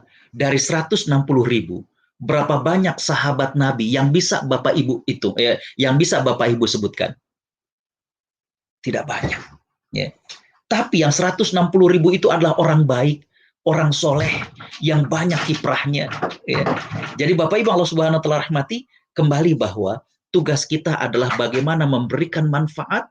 Masalah kemudian nanti orang kenal atau tidak, ini adalah di luar daripada inian kita. Ya. Yang pasti adalah memastikan kita berada di mana dan orang kemudian merasakan manfaat daripada apa yang kita lakukan. Ya. Makanya dulu ada seorang syekh yang mengatakan, fi ayyi ardin tato tajid fiha fursatan lid-da'wah fabiha. Di mana saja Anda berada dan kalian mendapatkan peluang untuk bermanfaat, duit, lakukan itu. Ya. Entah itu di Belanda, entah itu di mana. Tugas kita adalah, kalau bahasa, maaf ya, bahasa agak kerennya adalah make the history. Tugas kita membuat sejarah, bahwa tapak-tapak kebaikan kita itu dirasakan oleh orang. Kita di Belanda, orang, oh iya, dulu pernah ada Mas Anu, kita kemana lagi? Ya, orang merasakan ya bagaimana kita ada. Masalah terekspos atau tidak, bukan menjadi tugas kita. Wallahu a'lam. Terima kasih banyak, alhamdulillah Ustadz, terima kasih jawabannya. Dan berikut ternyata ada lagi Ustadz dari pemirsa, dari saudara Budi Mulyono. Apa tips untuk menghindari gangguan gadget bagi banyak orang berpuasa, khususnya anak-anak, pemuda, dan orang tua? Salam untuk Ustadz Agus yang minggu depan akan mengisi pengajian Ramadan Jamaah Ottawa, Kanada. Masya Allah. Silakan Ustadz. Ini Masya Allah, Bismillahirrahmanirrahim, Alhamdulillah, salatu wassalamu ala rasulullah ba'd. Bapak Ibu Allah Subhanahu wa taala rahmati, memang musibah di balik itu pasti ada hikmahnya. Ya. Pandemi ini di antara hikmahnya adalah satu hari kadang bisa ke 1 atau 2 benua. Pagi hari bisa ngisi di Amerika, sore hari bisa ngisi di Kuwait. Ya. Jadi alhamdulillah sekarang kita bersama masyarakat di Belanda, walaupun yang menyimak nih Pak Budi dari Kanada, terus tadi saya lihat ada yang dari Sydney ya, Japri. Jadi subhanallah ini di antara hikmah daripada musibah. Baik, buat Pak Budi Mulyono berkaitan dengan gadget, ini karena saya orang hadis ya, ada satu riwayat yang menarik ya. Ada seorang sahabat wanita yang bernama Rubai' binti Muawidh. Rubai' binti Muawidh ya. Beliau punya cara yang menarik bagaimana yang pertama melatih puasa kepada kanak-kanak ya. Dan yang kedua adalah bagaimana mengalihkan rasa lapar kanak-kanak ya, yang dirasa oleh anak itu sampai kemudian. Rubai' binti Muawidh ini mengajarkan anak-anak untuk berpuasa sejak kecil. Ya.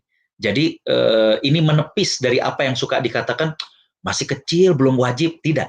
Justru ini dengan pembiasaan. Ya. Mohon maaf kepada yang punya anak perempuan juga kadang suka dipakaikan kerudung ya, walaupun lucu ya, kerudungnya ada yang kayak kupu-kupu dan lain sebagainya. Banyak yang kemudian mengatakan kenapa sih dipakai kerudung, kan belum wajib. Tapi ini pembiasaan. Tadi saya katakan habits itu tadi ya. Nah, Bapak Ibu Allah Subhanahu wa taala rahmati, Rubai' binti Muawidh ini sudah membiasakan anak-anaknya untuk berpuasa. Ya. Dan beliau bercerita ketika anak-anaknya itu mulai terasa lapar, ya, maka beliau bikinkan mainan. Ya, dari bulu di situ dalam riwayatnya. Ya. Beliau bikinkan mainan dan beliau ajak untuk main. Sampai mereka terlupa dan sampai mereka kemudian tertidur. Ya. Jadi di sini Pak Budi dari apa yang disampaikan dalam riwayat tersebut adalah bahwa ya, yang pertama adalah anak-anak ini perlu pengalihan ya, dari mereka yang selama ini berkutat dengan gadget, dengan coba kita alihkan yang lain. Ya. Apa aktivitas yang kira-kira bisa mengalihkan mereka? Apakah itu aktivitas fisik, ya? Misalkan kita ajak mereka untuk beberes, merapikan ini, ya, atau kita kasih tugas, atau dia baca dan pokoknya dialihkan. Ya.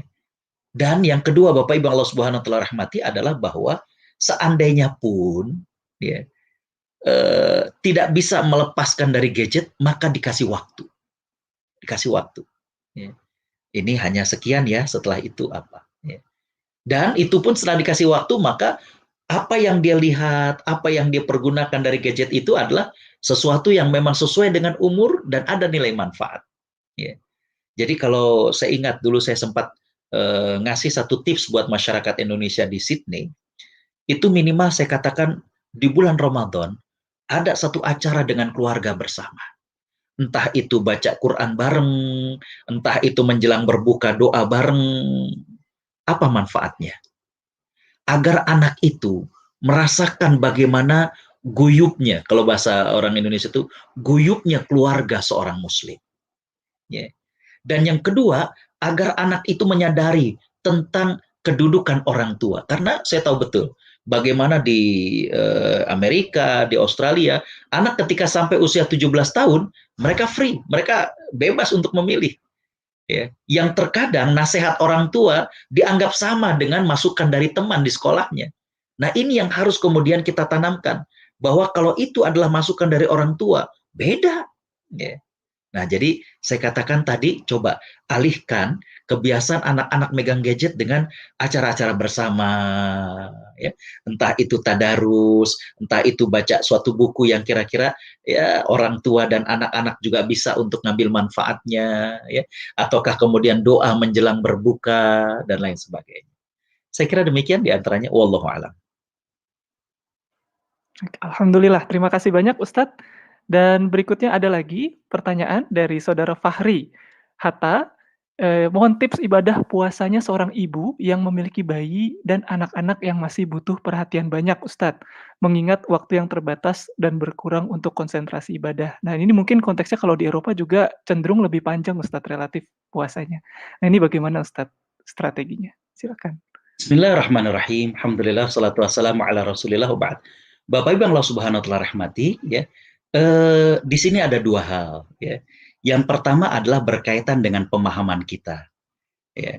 Berkaitan dengan pemahaman yang saya maksud adalah bahwa ketika seorang muslim dia tidak bisa beribadah mahdoh, tidak bisa beribadah langsung dengan Allah, tapi dia bisa melakukan perbuatan yang ini ada manfaatnya pada orang lain, maka di sini jadikanlah perbuatan itu sebagai ibadah. Bisa dipahami. Artinya gini, misalnya ibu, aduh, ngelihat yang lain yang lagi nggak punya anak kecil kok bisa target tilawah bisa 2 juz satu hari, ya. Bahkan ada yang 3 juz. Ini kita baru megang Quran, oh diambil sama anak, ya. Bapak Ibu Allah Subhanahu wa taala rahmati, jangan kemudian merasa kecil hati. Karena yang dilakukan oleh ibu yang tadi adalah dia ibadah mahdhah, ibadah yang direct kepada Allah. Sedangkan kita, ketika kita kemudian merawat anak, ya, ini juga kalau kita niatkan ibadah bisa bernilai ibadah. Ya. Tadi karena saya ngisi Fakultas Kedokteran UI, banyak dokter yang bertanya, Ustadz nih gimana dengan iktikaf? Pengen betul kami iktikaf. Cuma kadang kita udah di masjid, on call. Wah, ya. Karena mereka rata-rata dokter spesialis, harus membedah, harus ini. Ya. Maka saya katakan bahwa itu bagian daripada ibadah. Ya. Tidak kalah dengan orang yang di masjid nangis, muhasabah, doa, nggak kalah. Ya. Jadi ibu juga demikian. Ya. Ketika ibu kemudian merawat anak dengan baik, ya, bahkan kalau perlu, nih usul saya adalah ya selaraskan dengan saat merawat anak. Misalkan ibu berzikir sambil ngajak anak, ayo saya sini, yuk baca sama bunda yuk, astagfirullah, bisa. Ya. Jadi satu paket kita ngajarkan anak, tapi kita juga sambil berzikir, gitu. Yang kedua, poin yang ingin saya sampaikan adalah bagaimana ibu bisa menyiasati. Ada amal-amal yang ringan, tapi pahalanya besar, dan itu bisa dilakukan oleh ibu.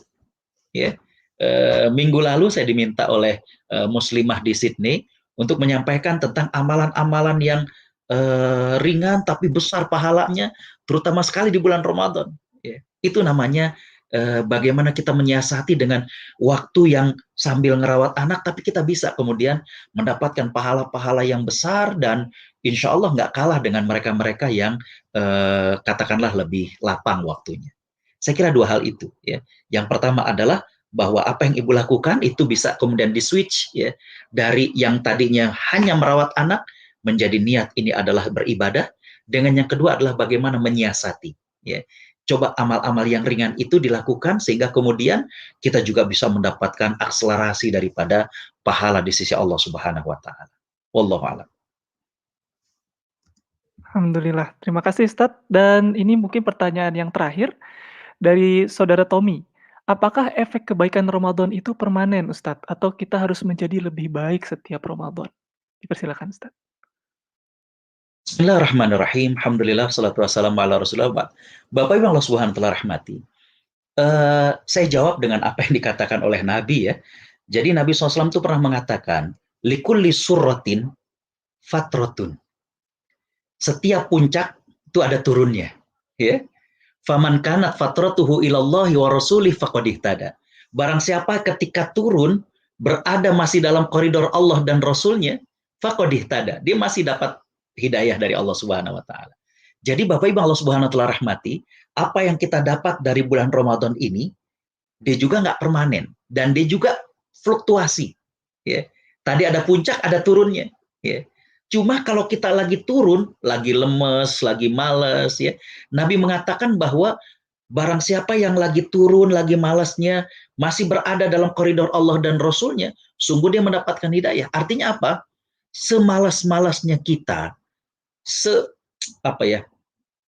turun semangatnya kita setelah Ramadan, minimal yang wajib nggak kita tinggalkan. Nah itu sudah masih mendapat hidayah. Ya. Saya tambahkan satu lagi nih riwayat. Jadi gini, ini menarik ya, Bapak Ibu, ini mohon maaf saya banyak cerita hadis karena memang tadi saya S1 S2 S3-nya hadis. Sahabat Abu Bakar As-Siddiq berjumpa dengan sahabat Hudzaifah. Dan kemudian sahabat Abu Bakar bertanya, "Kaifa asbahta?" Gimana kabarmu pagi hari ini? Secara mengejutkan, sahabat Hudzaifah mengatakan, "Asbahtu munafiqan khalison." Ya Allah Abu Bakar, pagi ini saya udah jadi munafik tulen. Kaget Abu Bakar. Ya. Mabika, kenapa? Apa maksudnya? Kata sahabat Hudzaifah, aku kalau duduk bersama Nabi, duduk di majelis Nabi, Nabi cerita tentang surga. Ya Allah, kayaknya pengen dengan surga. Nabi cerita tentang neraka, takut kayaknya dengan neraka. Tapi kalau sudah pulang ke rumah, kembali aku disibukkan dengan istri dan harta. Kata Abu Bakar, kalau itu kau katakan munafik tulen, Aku juga munafik tulen ya. Jadi mirip kita kalau pengajian tuh kayaknya ya Allah pengen surga. Tapi kalau kau udah kembali sibuk di lab, sibuk dengan kerjaan, aduh kayaknya lupa ya. Jadi kembali bahwa dari dua riwayat ini, itu riwayat panjang sehingga keduanya datang kepada Nabi dan Nabi memberikan nasihat. Cuma dari dua kejadian di masa Nabi itu memberi satu pelajaran bahwa dia nggak permanen ya. Nah, tugas kita adalah bagaimana mempertahankannya ya. Saya kira itu, wallahu a'lam. Baik, alhamdulillah robbil alamin, dan dengan dijawabnya pertanyaan tadi, maka itu adalah pertanyaan terakhir yang masuk, yang kepada pemirsa lainnya yang sudah bertanya, mohon maaf apabila tidak terfasilitasi. Di sini juga saya sebagai moderator ingin mengingatkan bahwa sebentar lagi karena, waktunya juga di Jakarta sudah ingin menjelang berbuka puasa, jadi mohon maaf apabila tidak semua pertanyaan dapat, kami fasilitasi untuk dijawab. Dan untuk itu, Ustadz, kami, selaku panitia dan juga mewakili seluruh pemirsa mengucapkan terima kasih banyak atas materi yang telah Ustadz sampaikan dan juga atas berbagai macam jawaban yang sangat mencerahkan kami semua. Dan untuk itu Ustadz, sebelum, Ustadz bersiap mempersiapkan berbuka puasa, mohon izin jika, Ustadz mungkin bisa memberikan, kepada kami, memimpin, doa, dan juga mungkin jika ada sebelumnya, suatu pernyataan atau kalimat penutup, dipersilakan Ustadz, dan kemudian diikuti dengan, doa bersama untuk menutup sesi kita kali ini. Dipersilakan Ustadz. Terima kasih Bapak Ibu yang Allah Subhanahu wa taala rahmati. Saya tidak pandai merangkai kata, saya hanya akan mengambil apa yang disampaikan oleh Imam Ibnul Qayyim. Beliau mengatakan, apabila nafsuku menghalangi aku untuk beramal, maka aku katakan padanya, lakukan, boleh jadi itu yang memasukkan engkau ke dalam surga. Bapak Ibu yang dirahmati Allah, jadi kembali rasa malas mungkin pernah hadir. Ya, nafsu kita mengajak kita untuk, aduh jangan dulu, menunda-nunda. Tapi yang dilakukan oleh Imam Ibnul Qayyim adalah bagaimana mengatakan, ayo kita lakukan. Kita nggak tahu jangan-jangan ini yang memasukkan kita ke dalam surga. Bapak Ibu yang dirahmati Allah, mari kita tutup dengan istighfar. Boleh jadi dalam kajian ini ada hati-hati yang tidak tulus, ada lisan-lisan yang mengundang murka Allah, kita mohon ampunan kepadanya. Astaghfirullahalazim, astaghfirullahalazim, astaghfirullahalazim. Mari kita hadirkan wajah orang yang kita cintai, orang tua kita, kerabat kita, istri kita, anak kita, untuk kita sertakan mereka dalam doa kita. Bismillahirrahmanirrahim. Alhamdulillahirabbil alamin. Hamdan syakirin, hamdan na'imin, hamdan yuafi ni'amahu wa yukafi'u mazidah. Ya Rabbana lakal hamdu wa lakal syukru, kama yanbaghi li jalali wajhika wa azimi sultanik. Allahumma salli ala Sayyidina Muhammad wa ala alihi wa sahbihi ajma'in. Ya Allah, kami semua yang hadir dalam kajian ini, seluruhnya bersimpuh di hadapan-Mu, dengan mengakui tiada zat yang pantas kami sembah melainkan Engkau. Bagimulah segala puji dan kesyukuran. Ya Allah, kami semua yang ikut kajian ini, seluruhnya bersimpuh di hadapan-Mu, dengan mengakui masih banyak dosa dan khilaf kami. Ampuni dosa yang telah lalu yang kami lakukan. Ampuni dosa yang saat ini kami lakukan. Ampuni dosa yang kami lakukan ketika beramai-ramai. Ampuni dosa yang kami lakukan ketika kami sendirian. Ya Allah, ampuni mata kami yang terkadang berat untuk membaca firman-firman-Mu. Ampuni mata kami yang terkadang masih melihat hal yang Kau haramkan bagi kami. Ampuni mata kami, ya Allah, yang tidak memandang iba kepada orang-orang yang kurang beruntung di antara kami. Ampuni lisan kami yang masih suka berdusta, masih suka menggunjing, masih suka marah-marah, masih suka menyakiti hati pasangan hidup kami. Ampuni lisan kami, ya Allah, yang terkadang lupa mendoakan ibu dan ayah kami. Padahal dulu mereka tidak pernah lupa mendoakan kami. Ya Allah, ampuni tangan kami yang sudah lama tidak mengusap-usap kepala anak yatim. Padahal di saat pandemi ini, sangat mudah bagimu menjadikan anak kami yatim. Ampuni tangan kami yang terkadang berat untuk berbagi kepada orang-orang miskin. Ya Allah, berikanlah kami badan yang selalu ringan untuk beribadah.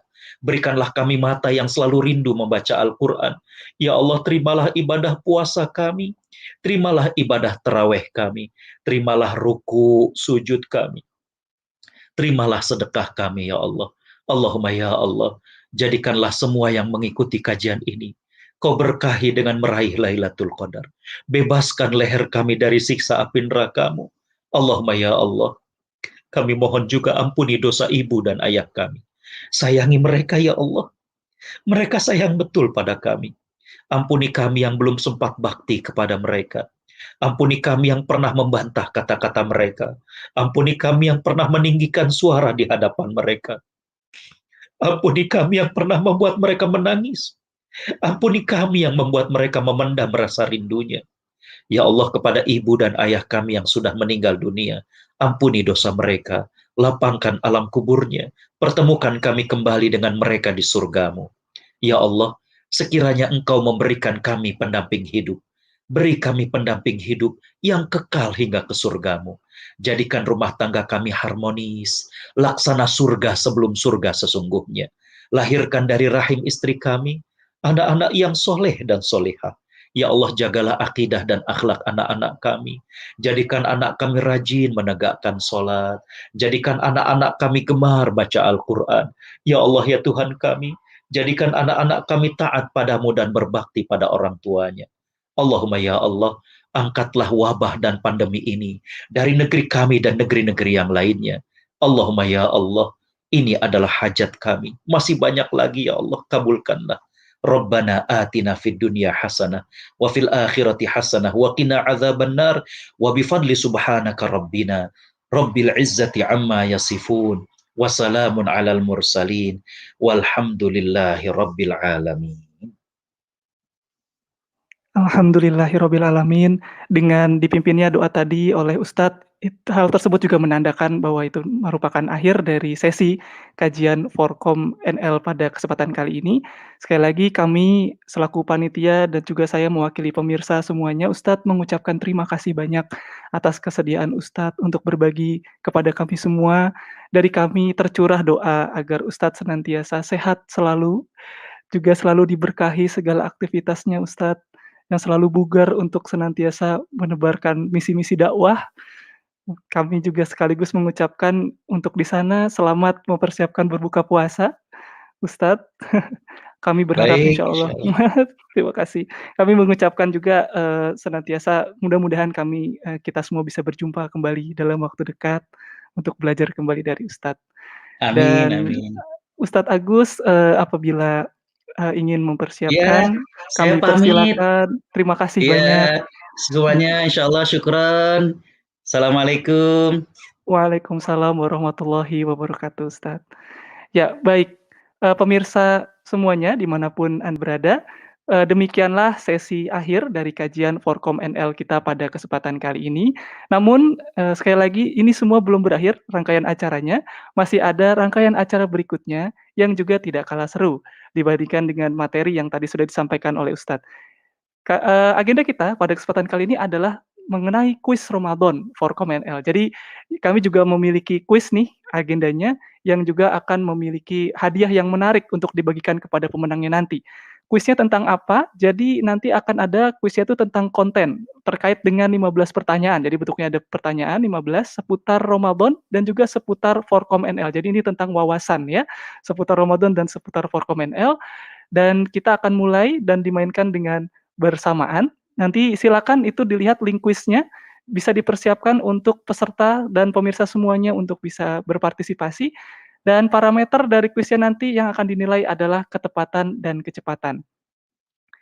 Nah, ini juga yang menarik nih. Akan ada voucher dari Forkom NL untuk 3 pemenang yang terbaik. Nah, nanti kita akan lihat nih siapakah 3 pemenang terbaiknya. Kemudian, nah ini syaratnya juga, nanti untuk yang ikut harus menggunakan nama asli, agar kami tidak kesulitan untuk mengidentifikasi siapa pemenangnya. Dan, nah ini juga menarik, satu keluarga boleh ikut beberapa orang, jadi tidak harus satu orang untuk satu keluarga ya, jadi ternyata beberapa orang dalam satu keluarga itu boleh mengikuti. Nah silakan, buat para pemirsa yang menyaksikan saat ini dan ingin berpartisipasi, silakan ketik, alamat yang sudah terpampang di layar, bit.ly, kemudian Quiz Forkom NL dan itu diperhatikan untuk, kapital huruf besar kecilnya ya, karena itu nanti akan berpengaruh. Dan untuk kuis ini sendiri nanti akan ada pemandunya, yaitu adalah Mas Syaiful Alam dari komunitas Muslim Delef. Dan untuk itu mungkin saya persilakan kepada Mas Syaiful Alam untuk memimpin pembawaan kuis dari, Forkom NL ini. Dipersilakan.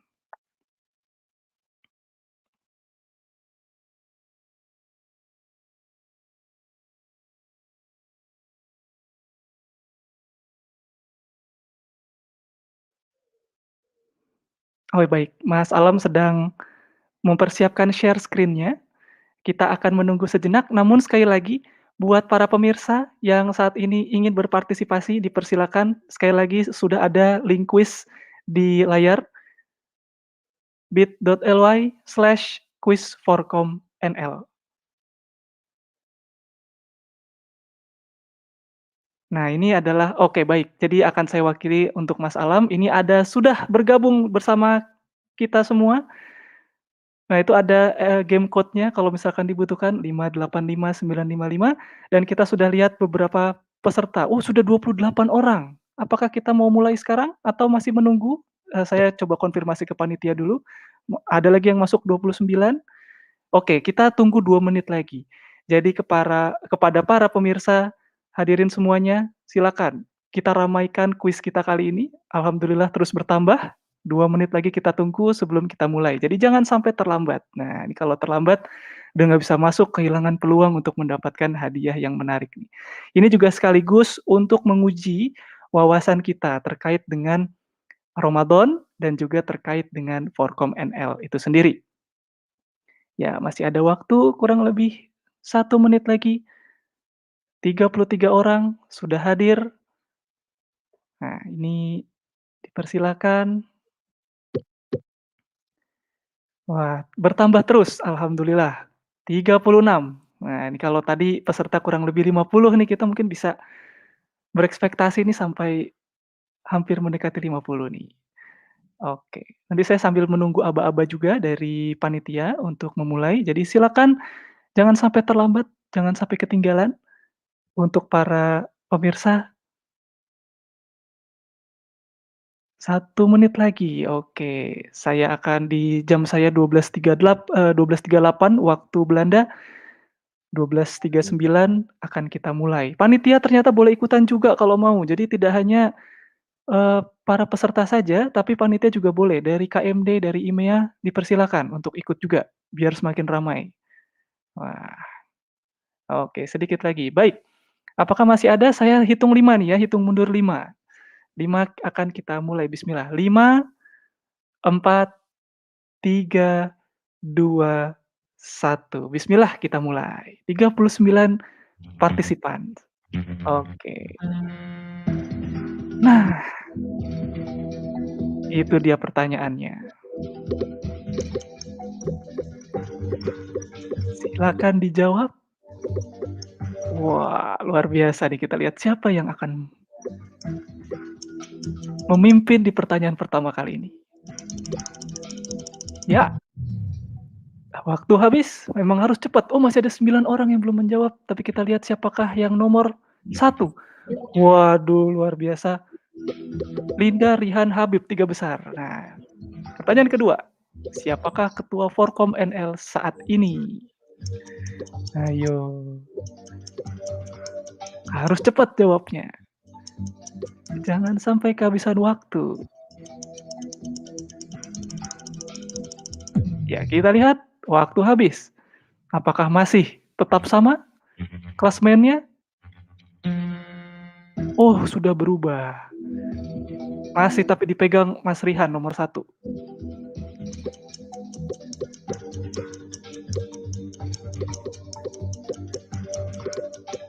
Iya, pertanyaan ketiga. Oke. Kita lihat lagi.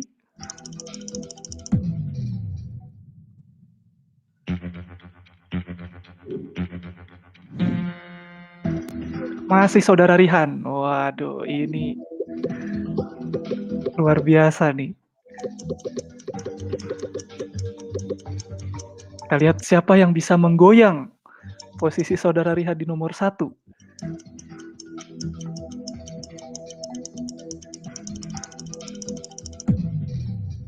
Waktu habis.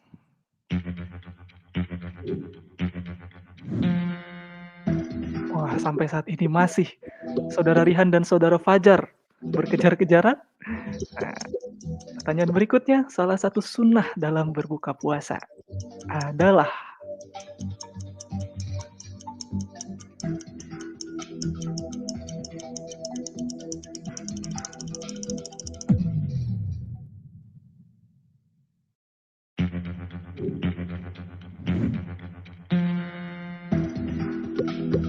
posisi 1, 2 masih tetap sama, tetapi posisi 3 terus berganti. Nah, kita lihat apakah akan ada perubahan lagi.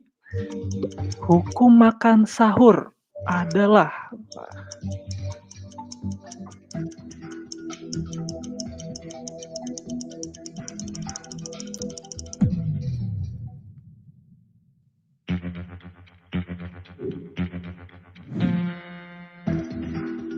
wah, ini masih 3 tetap sama dari yang sebelumnya ya.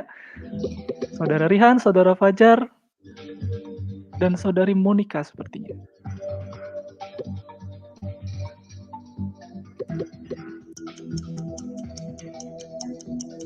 Iya, masih terus berlanjut.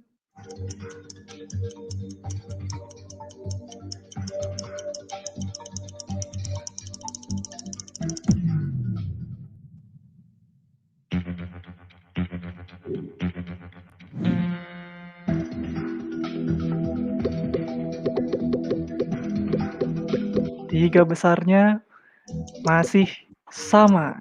Ini saatnya untuk mengejar. Yang dinilai adalah ketepatan dan kecepatan. Siapa yang cepat dan tepat, dia bisa menyalip klasmen yang ada. Silakan.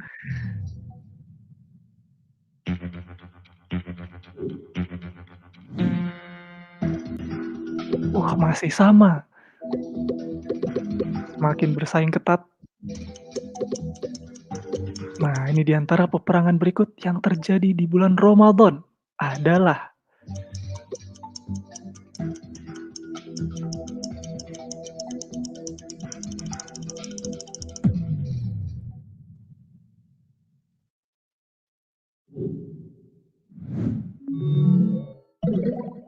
waduh, 4, 5, 6 berubah.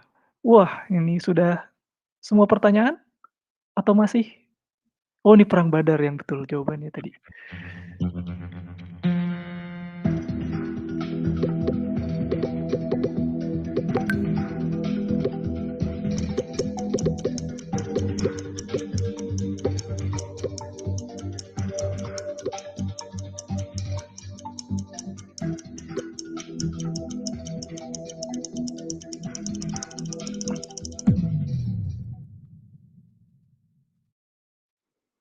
Oke, kita masih sama ternyata 3 besar kita nih, belum digoyang nih. Ini perlu semakin cepat nih untuk yang lain dan tepat. Kita insya Allah masih punya 5, sekitar 5 pertanyaan lagi, masih ada waktu untuk mengejar. Oh, langsung cepat semua. Malam yang sangat mulia di bulan Ramadan, lebih mulia dibanding 1000 bulan. Wah,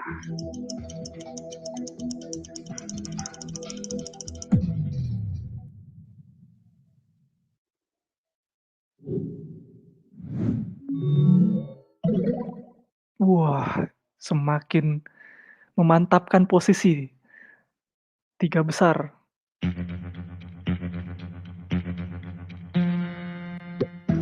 Masih ada kesempatan, masih pertanyaan 12, masih ada beberapa pertanyaan lagi, masih ada peluang untuk menyalip dan siapa tahu 3 teratas salah dalam menjawab, jadi jangan menyerah.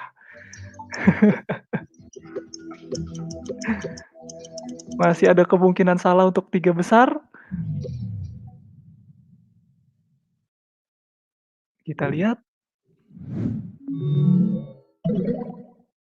Waduh, betul saja ternyata posisi 3 besar berubah. Masih ada 2 pertanyaan lagi. Semua masih mungkin terjadi ya, jadi silakan.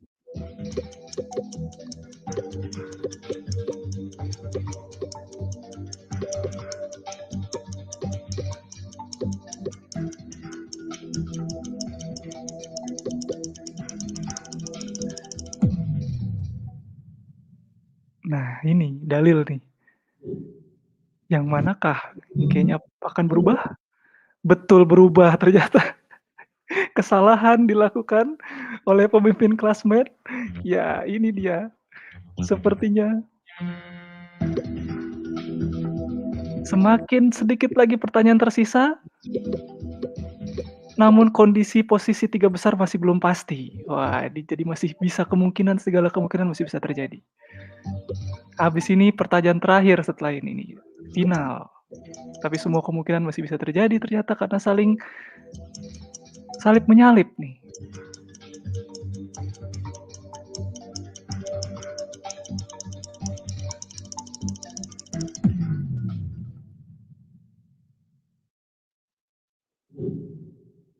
Ya, 3 besar masih sama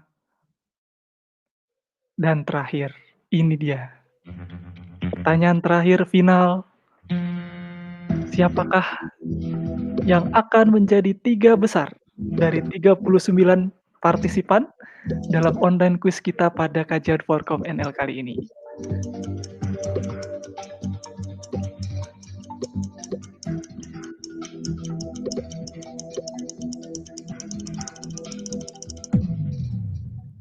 Ya, waktu habis dan siapakah? Deg deg deg. Iya, oh berubah lagi ternyata sampai di yang terakhir. Coba kita saksikan siapakah klasmen akhirnya yang menempati 3 posisi teratas.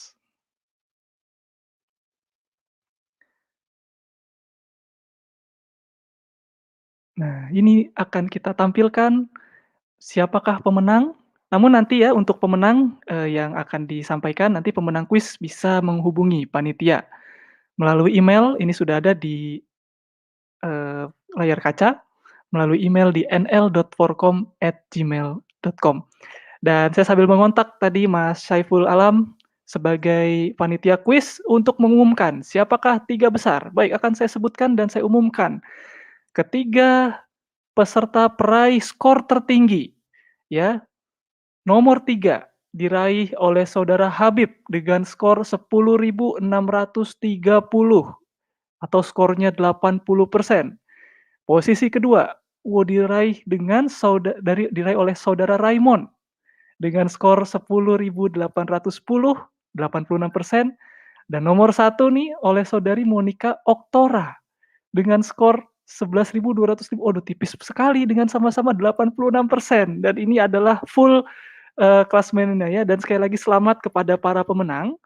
Jadi kepada Mas Habib, kemudian kepada Mas Raimon, dan kepada Mbak Monica, dipersilakan untuk, menghubungi panitia melalui email di nl.forkom@gmail.com. Dan sekali lagi terima kasih banyak atas, partisipasi kepada seluruh peserta. Senang sekali pada kesempatan kali ini saya bisa menemani, teman-teman semuanya, para pemirsa semuanya untuk mengikuti kuis. Dan untuk itu, kuis online kali ini merupakan agenda terakhir kita pada kajian kali ini, dan saya saat ini sebagai moderator, mohon pamit dan undur diri. Terima kasih banyak kepada seluruh peserta, seluruh panitia, khususnya juga kepada KMD dan juga kepada IMIA yang telah berkoordinasi dengan sangat luar biasa untuk mewujudkan terciptanya acara ini. Sampai jumpa lagi, di acara kajian Forkom NL di sesi berikutnya. Saya Ari Rahmawan sebagai moderator dan juga MC pada kesempatan kali ini mohon undur diri dan mohon maaf apabila ada kesalahan. Mari kita tutup kajian kali ini, acara kita keseluruhan dengan mengucapkan hamdalah, alhamdulillahirabbil alamin, dan juga mengucapkan, doa penutup majelis. Subhanakallahumma wa bihamdika asyhadu an la ilaha illa anta astaghfiruka wa atubu ilaik.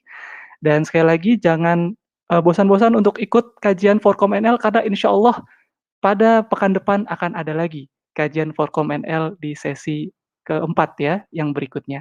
Oleh karena itu saya izin pamit, wabillahi taufik wal hidayah, wassalamualaikum warahmatullahi wabarakatuh. Sampai jumpa di kajian Forkom NL berikutnya.